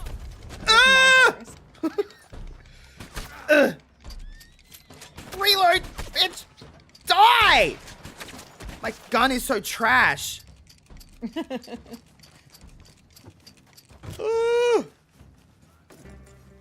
Oh, there's your horse. I have a second bounty. I'm giving you the dead one. Okay. Well, just in case, because the live one sometimes will break free and run away. So that's so. Yeah, you don't want me doing that. All right, so we gotta take these back to. Oh god, we're getting shot. Yeah, we're getting shot. Yeah. All right, Brad. Yeah. So I can't remember what I got for Bloodborne. Maybe maybe. Okay. I bought it for. I'm trying to think what game was on PlayStation that I got it. I didn't get my play. I was managing GameStop at the time, so I was like, maybe. What's that like, by the way? Tell us about that. You know what retail is like. Oh, I know what retail is like. It's a piece of shit when it wants to be. But there's obviously a solace in it that's like there's something redeeming about retail. I don't know why I keep coming back to it, but like, yeah. Listen, it's a pain in the ass and all retail. that, but there's elements of it that are like, this is fine. He just ran away again. No. I do miss some sort of retail I miss the people component. Like I miss working with people. Like I get my social interactions and stuff online, sure, but like it's different than dealing with customers and having face-to-face work friends and stuff like that. So, sure. But yeah, like I started as part-time at EB Games. EB Games is what we have here. Yeah. So in 2015, and I was just looking for a job to get me out of the house when I moved here. And or when I moved to Edmonton, and I walked in, Destiny was coming out. And I was going to pick up my copy of Destiny, and the store was just crazy packed. And by the time I got up there, the manager at the time was like, she was like, "I'm so sorry, we're short staffed." And I'm like, you know what? I'm looking for a job. I knew nothing about video games at the time. Nothing. So when was this? 2015. 15. Okay, yeah. I think it was 15. And was it 15? Yeah, 15. Yeah, then, that sounds about right. So she was like, well, why don't you... so I basically invited myself for an interview. 3 months later, she had moved on to another store. We ended up with 2 other managers in the next 6 months. And at that point, I was like... Because I was offered it originally. Like, I was only in the company like 3 months, and they offered me the manager's position. And I was like, that seems like a lot of what I'm not looking for responsibility. Right now. Yeah, when I knew really nothing about the company or anything. Sure.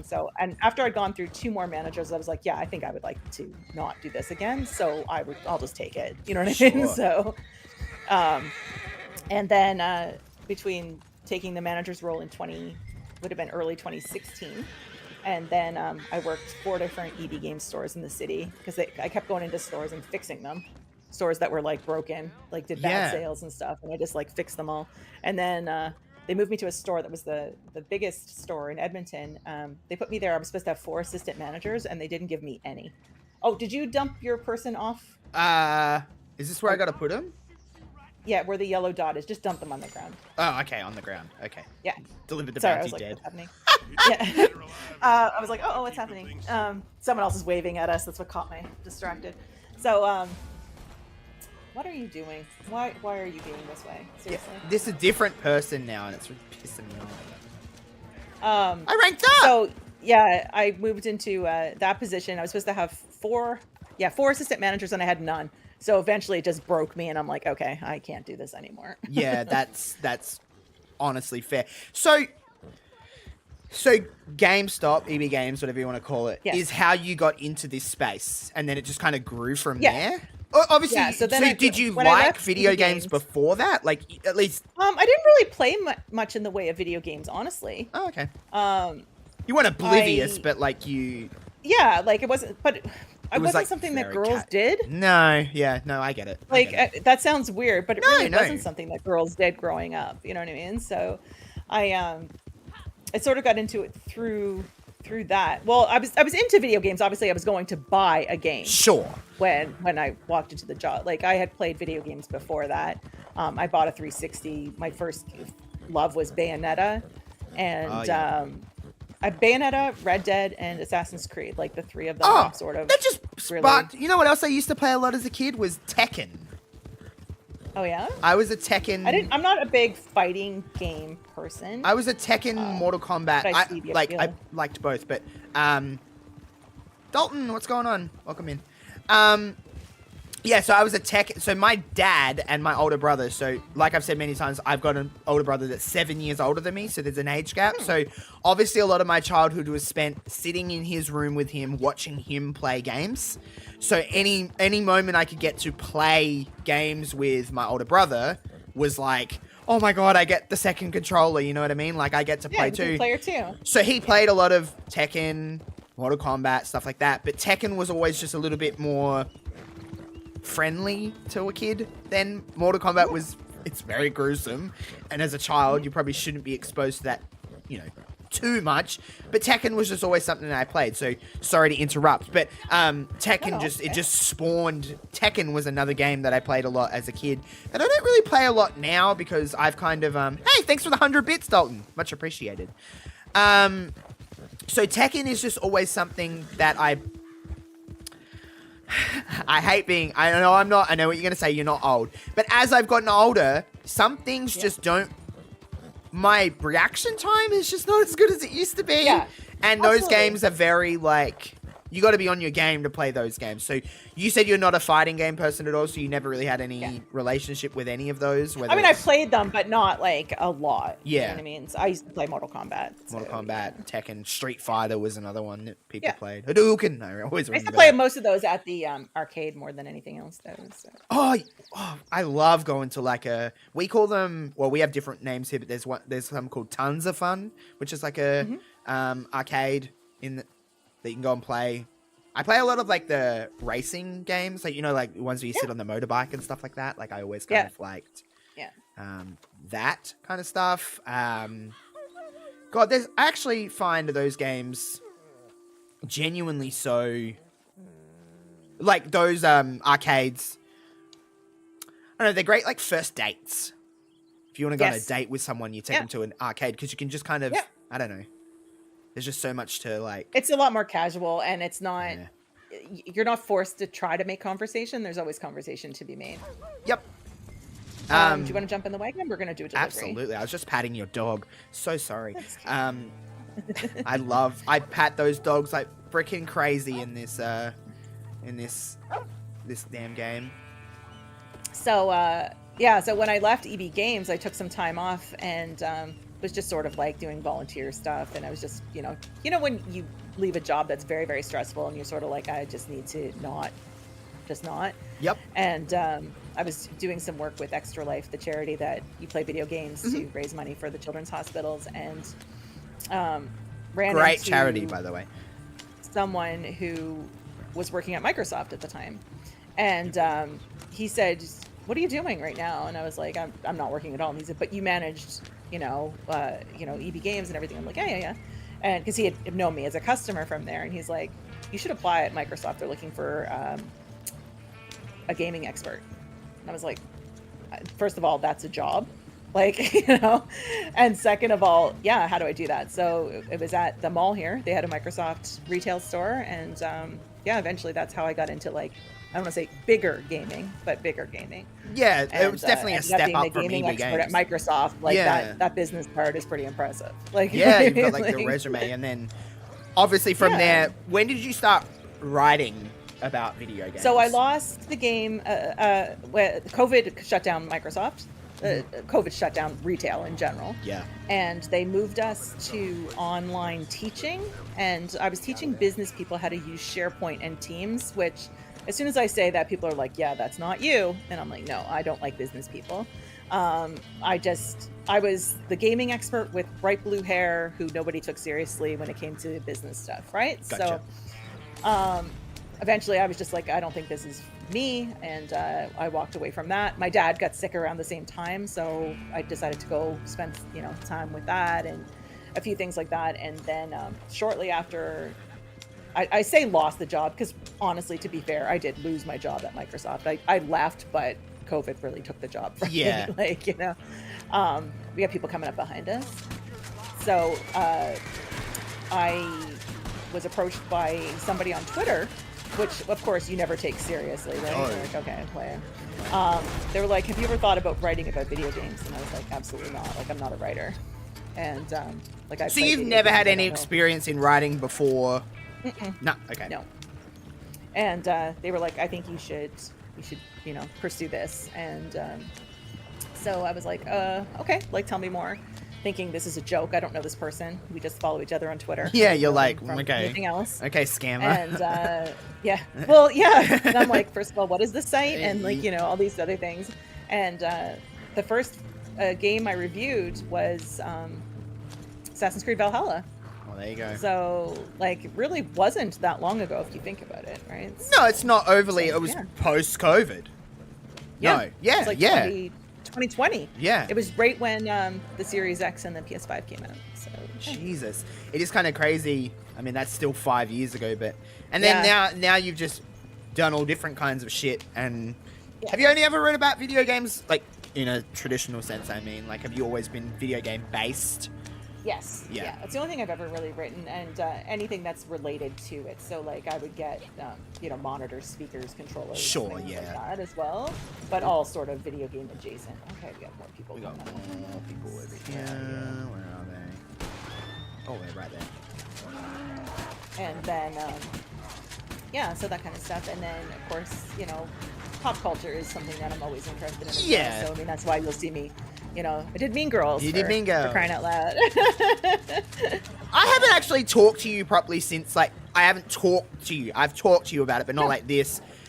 I want to know... Okay, so obviously you wrote about it. I read your article, all of that stuff. But it is kind of sometimes things get lost in an article than just asking questions. I want you to tell me, so obviously, not to brag, but a pretty big reason that you watched Mean Girls was because I harassed you. I was like, listen here, idiot. People who realized that I had not seen Mean Girls and were like, what?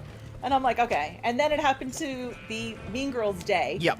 Right around then. And I was like, okay, so this is the time I should do If you're not going to do it now, you're never going to do it. Or I won't do it. Yeah, exactly. And so, it was just like another prompt to do it. Yeah. Sure. So I kind of was like, not just me, but I was like, listen, you gotta write about this, or you gotta like react to this. You gotta do something that we get to see or read what your experience is. But I want to know. So you're sitting down, you load up. I'm assuming Disney Plus, that it was probably on. Oh no! Oh, random player. This bitch. Yeah, he's still in the wagon. What a piece of shit! On my watch, bitch. Holy fucking shit. Oh no, he just killed me again. I'm gonna try and... I've got no bullets! I got a bow and arrow, but he's gone. It's okay. I'm trying to grab my horse too. So my whole thing was... So I know Mean Girls. I saw the Broadway show. Okay. I know the references. Like, it's part of pop culture, right? Like, if you don't know Mean Girls, like, okay. Like I knew the taglines. I knew the Wednesdays were pink. I knew the You Go Glen Coco. You knew the premise of it. Like, okay, this is a Lindsay Lohan movie in 2004. Like, you get the gist. Damn it, that piece of shit. He delivered them. Jeez, we are doing terrible. Yeah, we're not. We're not doing great, are we? So yeah, so I loaded up on was it Disney or Netflix or whatever it was at the time. So he's coming back after us just for fun now. He is not really, is he? Yeah, we're going to fuck him up. So. I've got no bullets, by the way, friend, so it's all on you. Oh, I don't know where he went. I got nothing. Yeah, I don't know where he disappeared. It looked like he jumped servers, maybe. Okay. That's okay. Whatever, piece of shit. So, what was I going to say? Yeah, so I loaded it up, and I'm like, okay, so first of all, my whole thing was, how am I going to write this? So am I going to review it, just like watch it and review it? And I was like, no, I'm actually going to like live react to it, because I thought almost like you were doing like a live tweeting kind of deal of like, this is what I'm reacting to in real time. Yeah.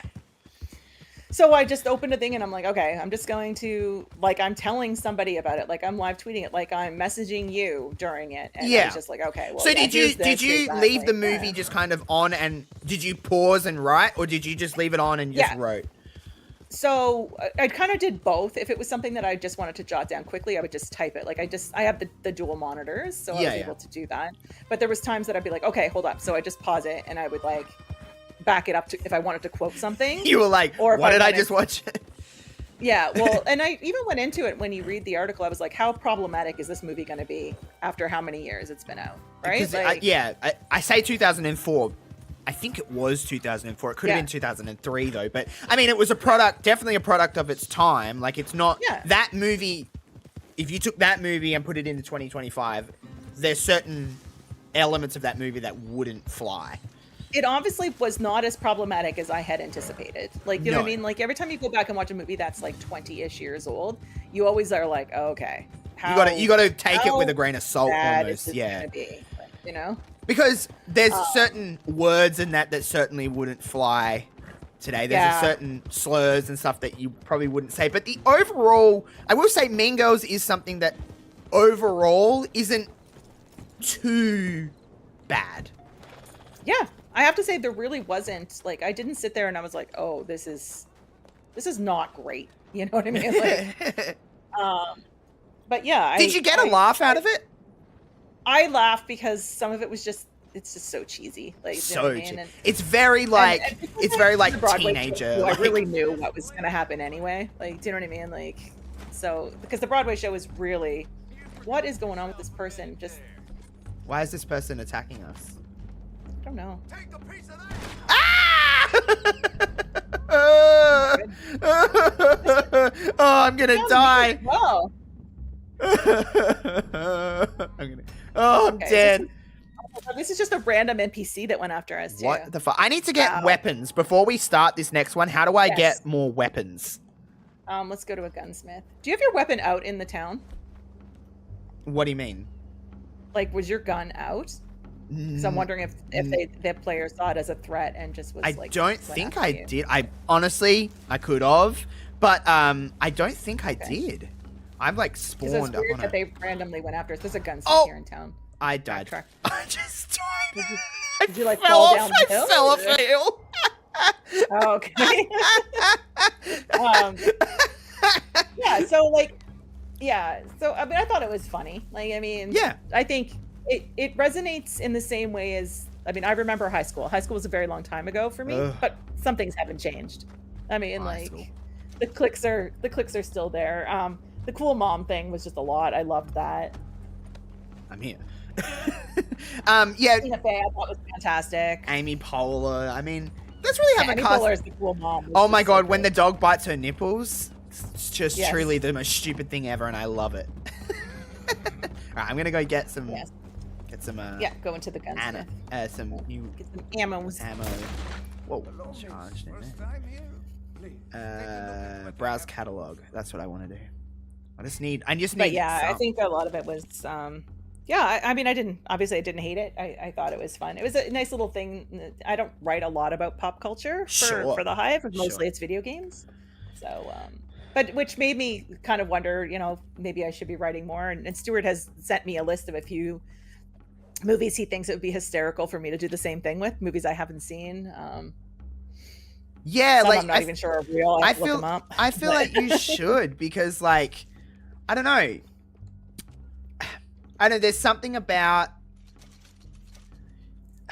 I don't know, you know, it's one of those things of like, Mean Girls, is a movie that at least everyone of my age has seen. Like, we have just all grew up with that. That's just a movie we all seen as a child. Like, we just, I don't know, there was just something so...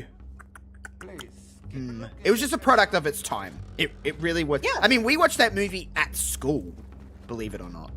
Yeah, I remember you saying that. I was like, that's so wild. The reason we did it is like, when I hit like year, I want to say like, let's say it was like 8, 9, like that kind of age bracket of like 14, 15, we learned a lot about, they were trying to actively stop bullying in the school, and they they showed us Mean Girls to tell, this is what it can be like and this is what you shouldn't do.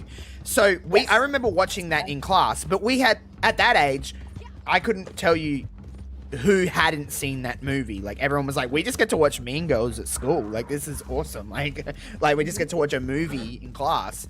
But it's just, I don't know. There's just something so, do I think it's the greatest movie that's ever been freaking made? Of course not. It's whatever, but it's just, I don't know. It's just a real, it really encapsulates that early 2000s vibe. Absolutely. And there was no part of the movie that, like, I didn't stop the movie well, first of all, I didn't stop the movie at all midway through and go, yeah, I'm not doing this. Yeah. Josh. Like, do you know what I mean? Which was a possibility when I thought how problematic it was going to be. You would have probably lost your spot at the Hive, but that's a different. and then I when I was finished with it, I was like, yeah, the movie is fine. Like, I mean, I wouldn't be like, don't ever watch this movie. Like, you know what I mean? Yeah. So, you know, like, yeah. I love enjoyed Janice. it. Janice is my Nice favorite character, the lesbian. That's the best friend. Yeah, the emo kind of looking lesbian. Yeah. Like, I just love her so much. I got a big lesbian crush on you. I love it. So many of the characters that I look at and I'm like, okay, I knew somebody like that in high school, and I knew somebody like that in high school, and I knew like somebody like that in high school. Like, you know, and so I think there's something to be said for a movie to be that old and still resonate. Sure. The fact that you've seen those people, you know those people. So. Quite the cast too.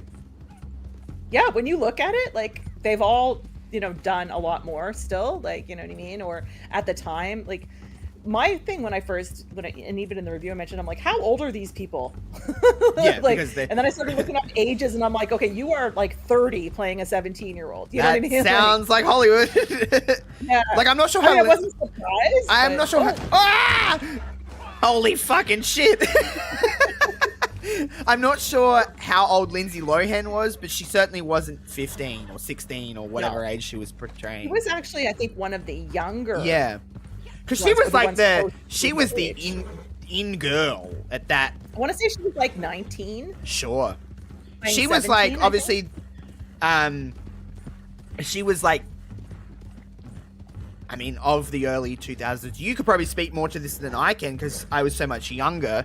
But she was like Hollywood's or Disney's girl, I guess you could say in a lot of sense of the word. But she was making movies. There was a handful of them that were in every movie and every TV show at the time. Yeah, and Lindsay was obviously Lindsay Lohan had a very different career and a different life, I guess you could say, than a lot of the other a lot of other cast in that movie. Lindsay Lohan obviously had a little bit of a turbulent time, not too long after that, as a lot of the child actors did.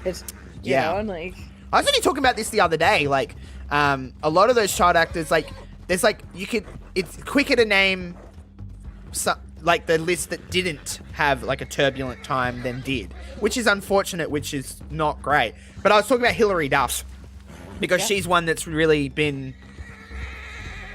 fine. You know what I mean? She's the one that's got a new album coming out. Yeah, she had a new song. I seen it on TikTok and I was like, oh, Hilary Duff. Like, she was obviously Lizzie McGuire and all of that stuff, but she never really had that kind of like that experience. Yeah, she sort of avoided a lot of the controversy that a lot of the others did. Yeah, she's, I don't know. She growing up, you know, I watched Lizzie McGuire and all of that stuff, and I was a Disney kid and Nickelodeon kid, and that was my kind of foray, I guess you could say, into the world of media, of like, this is what I'm growing up on. Hannah Montana, you know, Miley Cyrus, all those kind of people. High School Musical. Have you ever watched High School Musical? I have not. Well, we know what your next review is on. There's 3 of those bitches too, so that needs. Are they all worth watching? The first one is so corny that I feel like you would get a kick out of it because like the acting in it is not great. The second one is what it is. The third one is the best acted movie. It's also got the best music in it. But again, I don't know if you would. Yeah, the main cast is all the same. Obviously, they add new characters and whatever. And then you got to remember the first 2 movies were Disney Channel original movies that are just made for TV, and the third one was a cinematic release. So like, there's obviously a budget.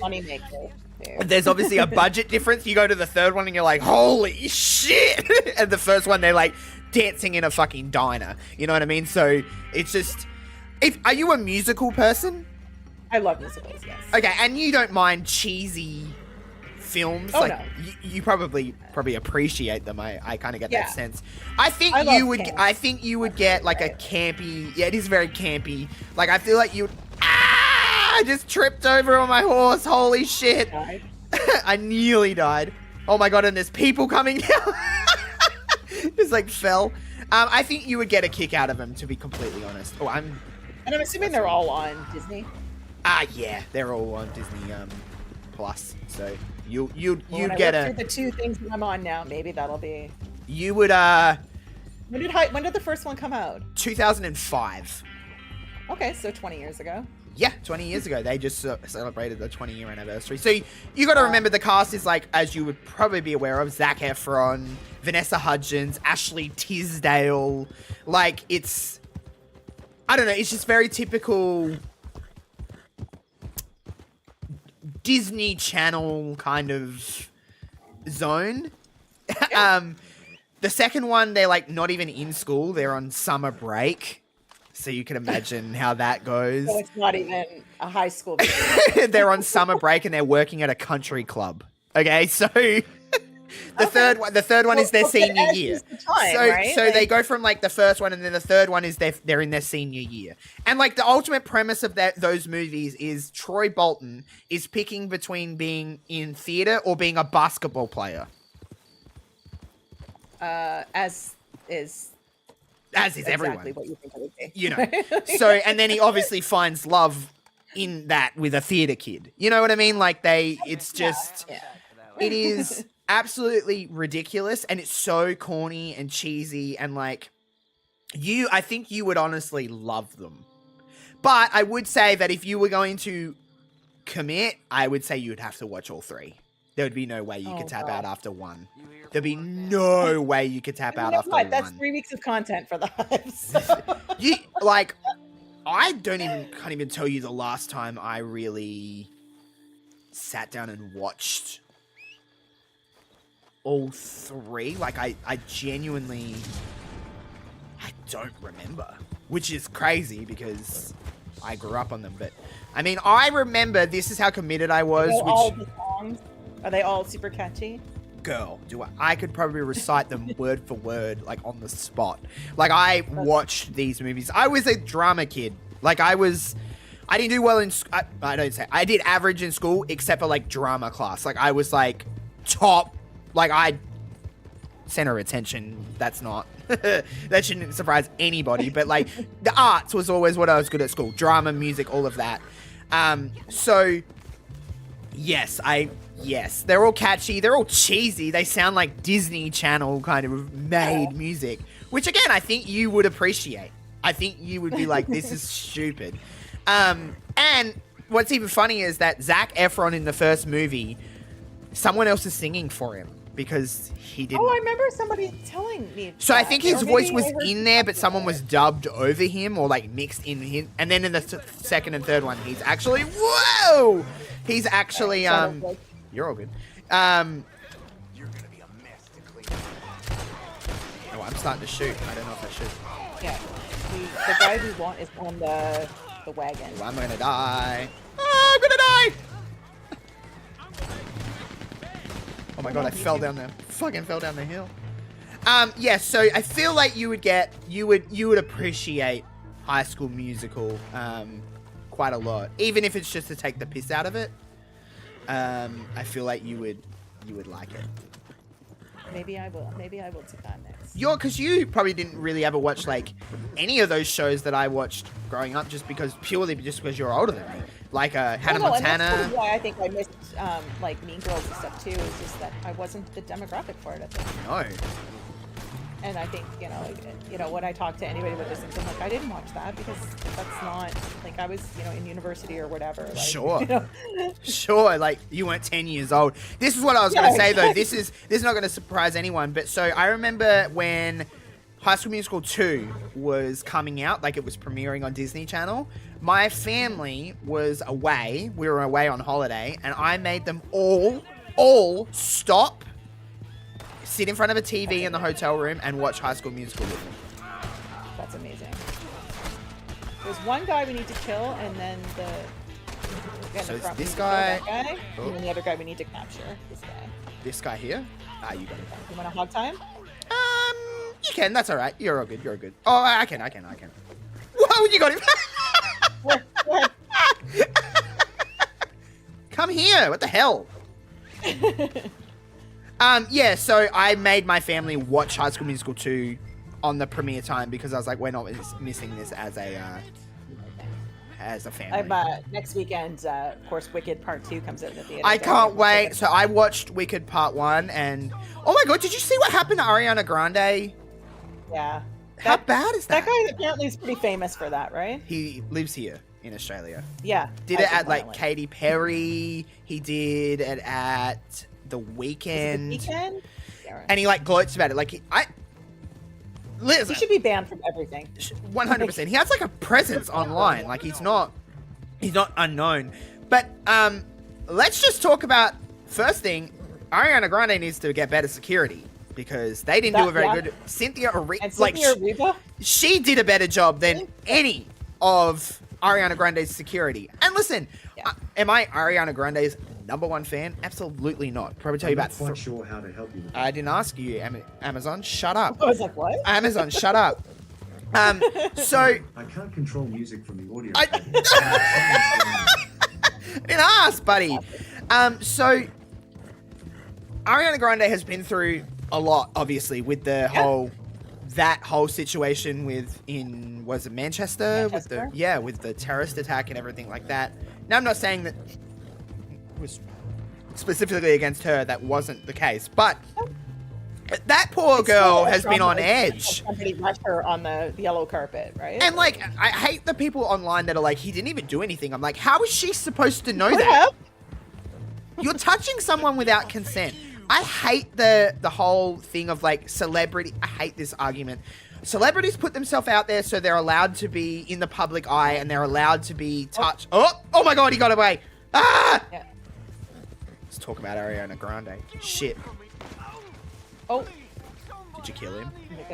No, almost. Yeah, you got him. So I don't understand that. I don't think celebrities should be able to be accessed. Yeah, like how do we? I hate like you said. How do you know that he doesn't have a knife or a gun or? I said the same thing a couple of years ago. Oh, sorry. I should probably. You got him. That's okay. I got him. The Game Awards. That guy that like ended up on stage. That kid that ended up on stage and then like did the shout out to Bill Clinton and stuff when people were accepting the awards. And I'm like, first of all, why is security? Why is this guy? Ugh. I can't even pick him up for some reason. Mine was doing that too. How did security get up? How did he get up on stage? Yeah. And the fact that he got to say something, and then he became famous for like that, and then I'm just like, come on, like I didn't share the clips or anything because I'm just like, you're ridiculous. Right? Yeah. So. People obviously that we didn't do anything. It was funny, and I'm like, he could have had a knife. Could have had a gun. He could have had a knife. He could have had a bomb. I don't know. Like you don't. I am in the kind of opinion. You surely can't trust anybody. Like, no. I understand that for a majority of the reasons, they're just trying to gain clout. They're trying to gain an online presence. They'll do it in any kind of way they see necessary. And listen, I understand that for the most part, that's what they're going to do. But, you know, that person could have been trying to kill Ariana Grande. You don't know that. Mm-hmm. You know, and honestly, they would have because they got right up and put their arm around her. And she was pretty shaken up, and people were like, she's being over dramatic. I'm like, a stranger just ran at you. I would be exactly the same way if a stranger come up to me and touched me. Like, and I can't speak on this because obviously I'm not a woman, and I think more men should shut up about this kind of stuff. But as a female, that is terrifying, I'm assuming. And also, she's tiny. Like, let's just... Yeah. And like, this fucking argument too. I literally seen this on the internet the other day, and it made my blood boil. And I know it's going to make you wind up, so just be prepared.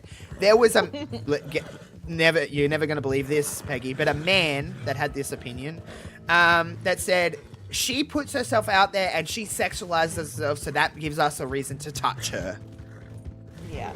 And what's even... Oh, no, he fell off again. Fuck. Yeah.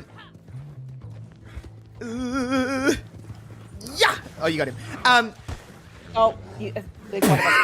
I think it was me. I'm so sorry. It's okay. The amount of people that agreed with that take, though, This was just on a TikTok video. Made me kind of like ill. Like I was like, yeah, are you kidding? Yeah. Yeah. Not Like great. it's, but I hate that we live in a world that like that is a thing that people think. Yeah. Like that's real opinions of people. I'm like, but yeah, my biggest takeaway was, first of all, where's her security? And second of all, why is Cynthia Erivo better than any security guard? yeah, like, that's the homegirl I want fucking with me. Because like, she was just like, back the fuck up. Like she was like, are you kidding? Yeah. And then she switched positions and walked on the outside and stuff, and I'm like, yeah, it's some queen shit. Okay. Yeah, and like just stop touching people. Just stop. Everybody stop touching one another without consent. It's just stop it. It's just man. It doesn't seem complicated. Yeah. No, like I don't even touch my friends without being like, can I give you a hug? Can I, or like at least. I don't know. People are just really whack, and that's why I sit online and play video games instead of going out into the world because, it's just like icky. People are just icky and gross and yucky, and I just don't like them. Let's do one more before we wrap things up, Peggy, and then we'll get on out of here. But yeah, I just think that whole situation was just like, it really shouldn't have happened. Like, in all honesty. That person, even if jumping the barrier or whatever the fuck the person did, there should have been someone intervening before he got to Ariana. He shouldn't have got within 6 or 8 feet of her. Like, you know what I mean? Like and the other stars of the movie, or just shouldn't be the ones breaking or stopping that person from touching her. And I think what I have a problem with is that he's well known for already doing this. How come nobody saw that he was there? Also, that is not. People are like, oh, he's from Australia. I'm like, that's even worse that he was able to go to another country to do this. Yeah, like the kid at the video game awards too. Apparently, he's well known for doing this. And first of all, I'm like, you're a child. How do you have the money? Where was the? I'm a bit oblivious to that situation. Where was this taking place? The video game awards are in LA. Okay. And this guy was from, I want to say like Denmark or something. I have to double check the information. But apparently, he's well known for like going. Like he's also was charged in London with doing something at one point. I think it was London. But I'm like, so your parents are bringing you to these things? Like, I'm sure you're not flying. 'Cause I'm pretty sure he was a minor. Oh, like he was not 18. That was a child. Like he was. See, like I didn't know anything. Right. When did this I have happen? to double check. 2 years ago, maybe. Okay. What the Last hell? year at the Game Award, they were talking about having more security. Okay, I thought we were up to that guy, but clearly not. Oh, what is this? know that there's been a lot of chit chat around like TwitchCon and that this year about how not great. Yeah. Yeah, as someone who admittedly doesn't know a lot about that kind of stuff, or even really that situation, I kind of heard like the whispers of it. But there was a lot of chatter about like how it didn't feel the safest. Yeah, that's not. I don't even want to say that that's not new, but unfortunately, a few years ago, one of my friends had gone and she was roofied there, so which that was fantastic. Good lord! Like it's just not safe. Like what the hell? It's not safe. And I think we live in a, not that we're going to touch on these subjects at all, Peggy, but I think we live in a world where everything is so just like hyper, I want to say politicized.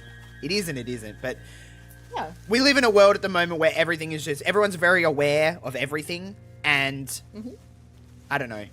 I don't feel the safest. Where is this? This is Red Dot. Whoa, it's a fucking animal. You got it? God, die. Whoa. Yeah, we just live in a world where, especially on Twitch, people share their opinions a lot. It's just a very more, even more than a celebrity in a sense of like, you can kind of be guarded because they're just seeing your work to a certain degree. But and one of the people at TwitchCon this year that there seemed to be a lot of, I don't want to say complaints about, was actually the guy in charge of Twitch. Yes. Caused a bit of an that. issue. Heard that too. So I was like, that's fantastic too, right? Like, I'm just got a going track to follow on your horse. No? Sure. I think that's your horse. Is that your horse? Are you just walking around? Yeah. I stowed the skin on your horse. Okay, perfect. Sorry about that. So yeah, I did hear a lot about that though. Like, I mean, Twitch has changed a lot. I mean, even when I was I've been doing this since I started content creating, that word, in 2018. So what? 5-7 years, whatever it is. And Twitch is not the same as it was when I first started. No. It is a lot of things. Yeah. I don't know. But the problem is with Twitch or streaming on Twitch is it's not really an alternative. No, I mean, when and all the alternatives are not necessarily better. Kick came out and everyone was like, oh, is Kick going to be the thing? And then that's got its own That wasn't issues. the case. I think I streamed on Kick once and then I was like, not doing that anymore. Yeah. Because they allow some shit on there. And then even still, Kick didn't really, everyone thought that was going to be like the next Twitch, and then it just kind of fizzled because of all that stuff. And now you don't really hear of people streaming on Kick, really. I don't know the platform on there, to be completely honest with you, but I don't think it's huge. I think the amount of people who were very like pro Kick, and then all of a sudden they say nothing, and I'm like, that's concerning, right? Like, yep. Whoa, we just got a raid from Spud Guy to 35 viewers. Hello, everyone. Oh, wow. Spud, thanks so much for the raid, skis. Hello, everyone. We're just freaking chit-chatting away, me and Peggy here, just doing nothing. Thanks for the follow, Dixon. Appreciate it. We're just kind of, this is like one of the craziest streams in a sense of just like, this is the ultimate background for, we have talked about everything. literally just life. Thank you for the follow challenge. Appreciate it. So welcome on in, everyone. My name's Josh. We are The Hive here. This is Peggy. We do a bunch of content here on The Hive, whether you like sports, professional wrestling, gaming, pop culture. I would say, Peggy, that we just kind of cover really anything. Everything. We don't really have too much of like a limit on what we can and can't do here. So if you want to follow us, !The Hive in the chat, and you can follow us everywhere. I am in the process of setting up everyone's thing here on Twitch. There's two paths here, Josh. You want to take one? I'll take the other. Sure. I'll take the left. Want to take the one up the left? Yeah, I'll take the one on the left. I'm closer to it. So I know Spud from Stuart's stream. Yeah, he's I knew stream. Spud from Stuart's stuff. So yeah, but yes, we kind of do all different kinds of stuff here, and I mean, this is just a very chill time. Me and Peggy just hanging out. We'll probably hang out for another 20 minutes, half an hour or so. Yeah. But you know, me and Peggy do content probably not as regularly as I would like together, but we try to hang out at some point, sometime, whenever we can. This is the first time I think we've actually played a game together, though. I think so. Yeah. Maybe. Yeah, we haven't played a game together before. We've done a bunch of watch. We've only really done NXT stuff. Yeah. Which, by the way, we got NXT coming up in a few weeks, people. me and Peggy will be here for that. Well, I'm assuming. I haven't actually asked Peggy, but we just kind of assume that we will. Deadline would be the next pay-per-view for. Yeah, it's December 6th. The week before Saturday night's main event. Yeah, Oh, it's like 4 weeks in a row with pay-per-view. 4 weeks in a damn row. Hello. Oh, I completely went off the fucking trail, idiot. I've lost mine too. Mine's either dead end or I just kept running because I was talking.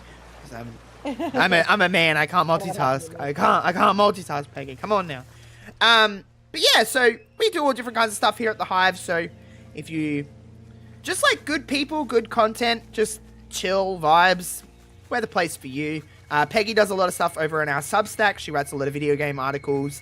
And who else knows what else Peggy has cooking? Hey, thanks for the sub. We appreciate it. Thank you very much. Appreciate the love. But yeah, so I'm here on Twitch 4 or 5 times a week, streaming all different stuff. I just started playing Stray, Peggy.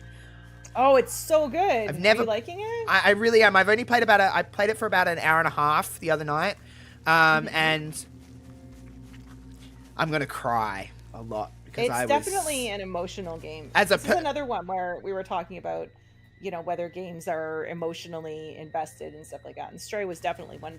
Just the beginning alone, where you're like, you know, falling and sliding. Because I love, you know, me, Peggy. I'm a cat man. I love cats. Yeah, so, exactly. I was like, if this cat gets harmed at any point in this game, I'm gonna lose. Get hurt like right away and like roll down the hill and everything, right? When that hurt, like Cat's friends were looking down I was like, this is breaking my heart. So I just started playing that. I've got some other things planned. I'm actually gonna have an article dropping on our Substack on Tuesday. Yeah, I'm looking forward to that one. That one's coming. About some stuff for 2026 that I have planned for myself. I also have been a bit lazy, but I'm going to be asking all of the Hive people in our little chat about, you know, just some things that they want to work on or think they might want to do in 2026, and I'll add it into the article. So Peggy, expect a DM.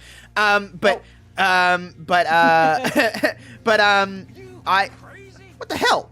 Person's trying to kill me. I'm gonna kill him. You bitch.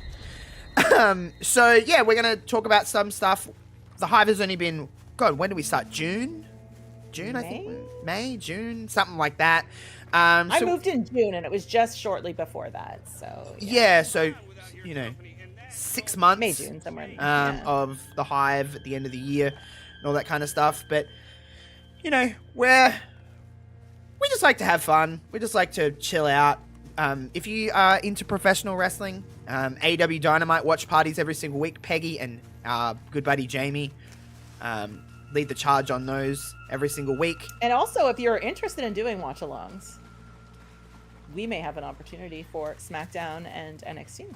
Well, yes.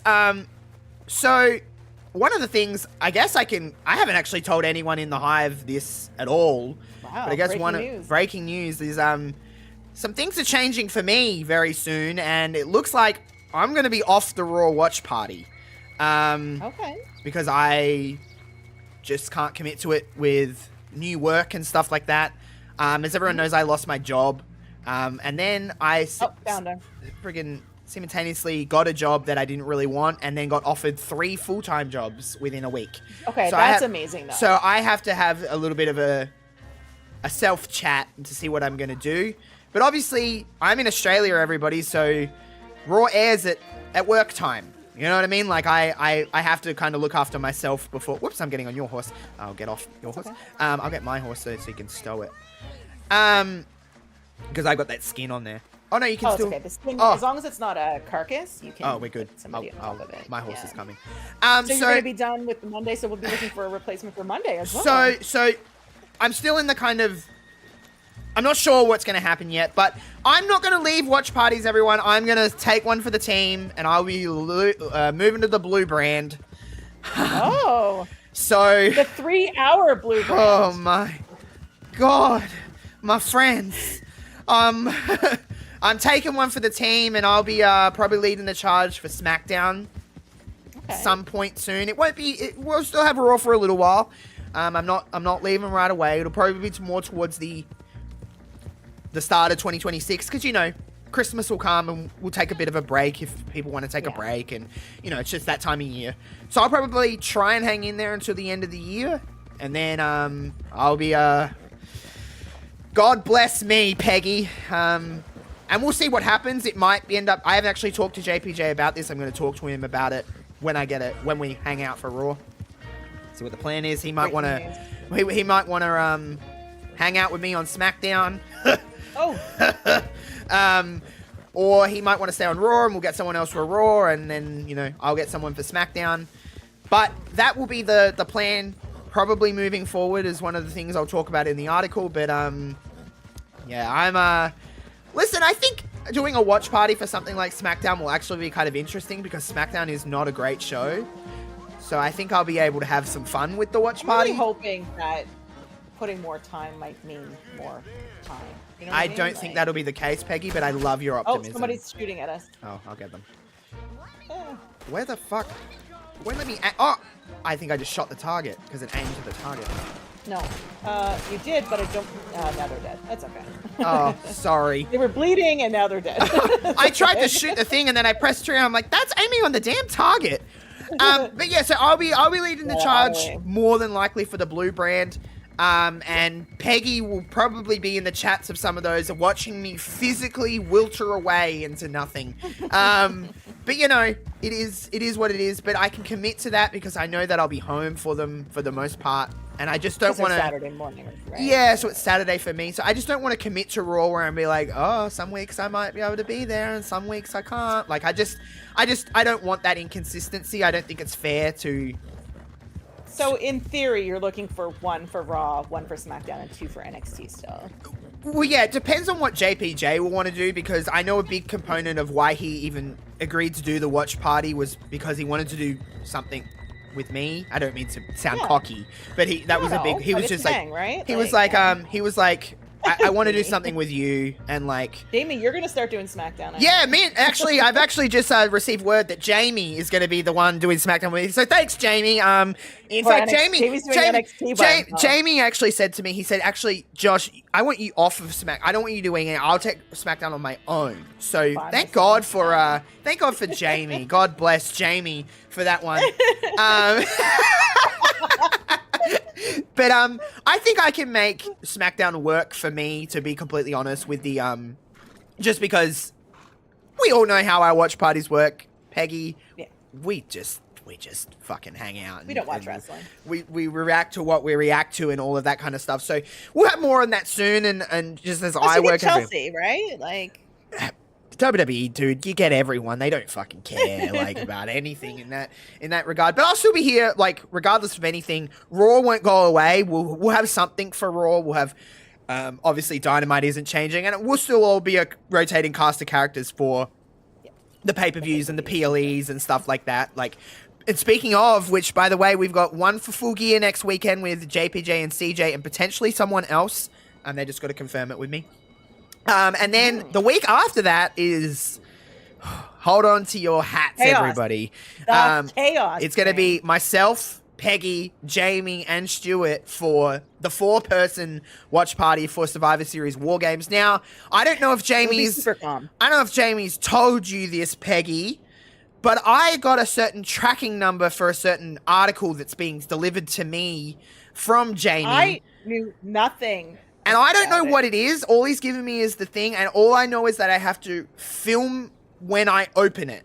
That's all I know. Now, I'm aware of what everyone has been bullying me about, and I've had 4 different people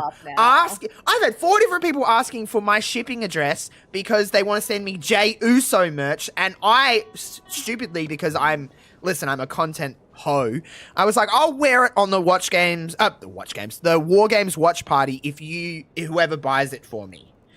Yeah, definitely. And as soon as I typed it, I was like, oh, I don't know what I've gotten myself into, because I have had a look at some Jey Uso merch, and this man is, he's not limited. Let's put it that way. He's not limited to merch. So I'm scared. Now, Jamie has told me that I have to wear this specific one on my birthday stream. Okay, so not on the watch along. So I have been told by Jamie. So I don't know whether I'm going to actually film myself, like when I open it. I don't know whether I'm going to open it on, like, the day that I get it, or I'm going to wait until my birthday and wait until the stream and open it on stream.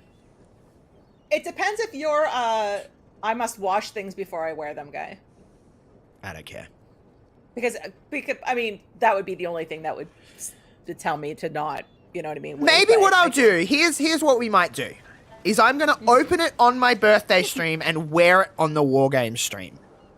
Yeah, because like that's what Jamie just said to any of the watch parties. Yeah. All right, we might do that. We might do that then. We might open it on my. Because your birthday is the week of the watch party. Yeah, anyway, so right? my birthday's the Tuesday before Survivor Series. So what we might do is we'll open it up and I'll react. I have an idea of what it might be, but I'm pretty certain it's not what I think it is.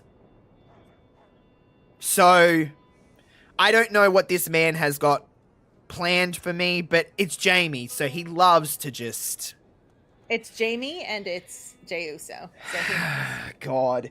Oh my God. Also, I don't know if anyone watched, but everyone would probably know this watching SmackDown yesterday. The Miz became my favorite wrestler because he stopped that run it back shit that Jey Uso does. I was like, thank you, Miz.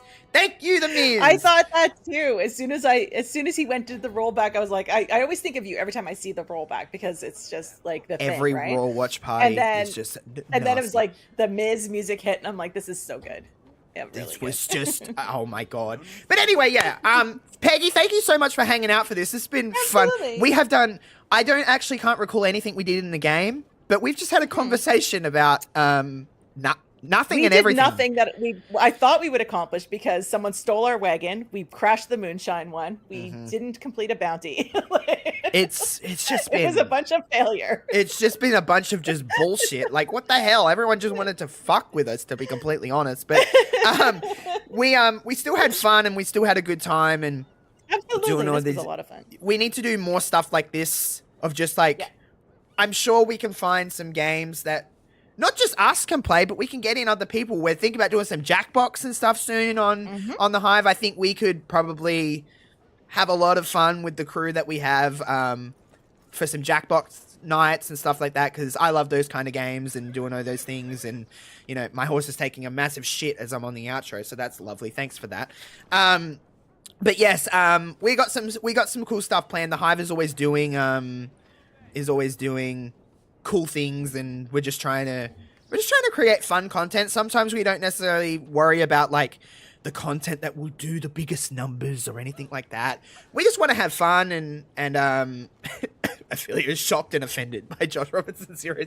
Yeah. Reacting live reacting to your content. But yeah, so we just kind of like to have fun here. Peggy, why don't you tell people where they can find you, what you have coming up, what all of the stuff that you're doing here? Yeah, so you can find me at _Ophelia_Pain on most of the socials. Right now, I have what do I have up this week? I don't even remember. Oh, All Hands on Deck that I reviewed with Stuart, which was a lot of fun actually. Yeah, that game was a lot more fun than we anticipated, so that was a good time. Yeah. This week I have That, by the way, Winter sorry to interrupt, Burrow. but that actually made me want to play that game.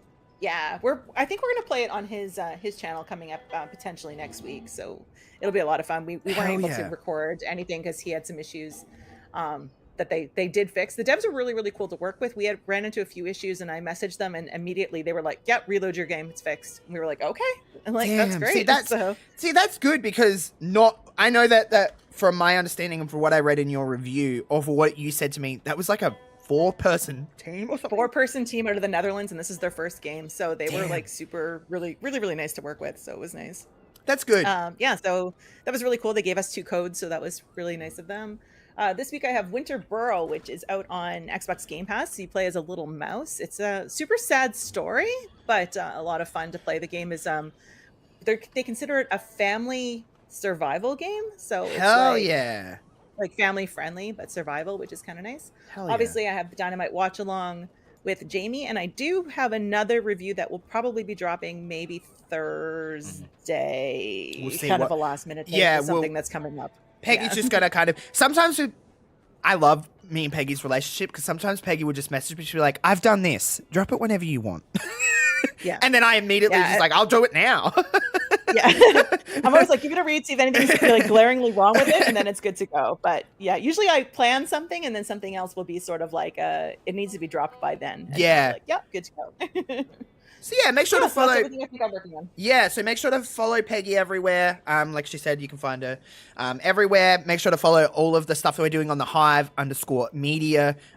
We're pretty much everywhere across the board. We've got new content dropping every day, whether you like wrestling, whether you like pop culture, gaming, sports, whatever you got. We got podcasts, we got written articles, we have Twitch streams, we have all different kinds of stuff. If it's content, it can live on the Hive in some way, shape, or form. We're always expanding and growing. If you ever want to kind of, thinking about, like, I've had people reach out and just be like, this is kind of cool. Would you consider having me on, or would you consider, just reach out to me at Josh Robinson _00 or the Hive_media. DMs are open, so you can the worst I can say is it's just not the right fit for right now. That's the worst that can happen. A lot of I don't know, I feel like we should probably one day do a podcast or something, like a special about how we all kind of came in and how I found all you guys, because obviously I knew of people like Peggy and stuff beforehand, but it was a combination of me reaching out, people reaching out to someone who reached out to someone who reached out to me, and then it just kind of, I don't know. The Hive started as one thing, and it didn't really expect a lot of things to happen that it did, and it just kind of did, and we all kind of clicked. I'm kind of a little bit inside baseball here, everybody, but I'm very protective of the crew that I have, and I don't just like to add just purely for numbers. Like we're a pretty tight-knit group, and we don't just talk on stream. We're all kind of friends with one another, and we all have made friendships and stuff out of this. So, yeah, I'm pretty protective of my space, but I consult with everybody on the Hive to make sure everyone is aware of what's going on. These poor people have to put up with me on a daily basis because I am a horrible control freak. I can't help it. But they've all just kind of learnt. That's just how I operate, and I'm not doing anything wrong. I'm not fucking abusive or anything, people. I'm just protective of my shit, and I'm just very like, this is how I like to operate, and you guys have all just kind of learnt how to kind of go with me and stuff like that, which is, good lord, you need a breather after me for a fucking hour, I can tell you that. You've had worse managers, Jesus Christ. Yeah. But whatever it may be. But hell yeah, friends. We're gonna go on raid skis. We'll go raid Jose. He's playing some Valorant, so go and give some love to Jose and all that kind of stuff. But this has been a blast, Peggy. Like I said, we'll do more of these. You'll be on the next time you're on screen, I believe, will be for the watch party for Dynamite. Yep, on Wednesday. Hell yeah, and I'll be here for Raw. MSG Raw, everybody. Make sure to come hang out so I can run it back with Jey Uso. As everyone knows, I love to fucking do. So come and hang out for Raw. 3-hour Dynamite. That's right, 3 hours of Dynamite this week. So make sure to come hang out for everything we're doing on the Hive. Go give Jose my love. We'll see you when we're looking at you. Have a good rest of your night, day, morning, wherever it is, wherever you are. Stay happy, stay healthy, stay pretty, stay safe. We are out of here.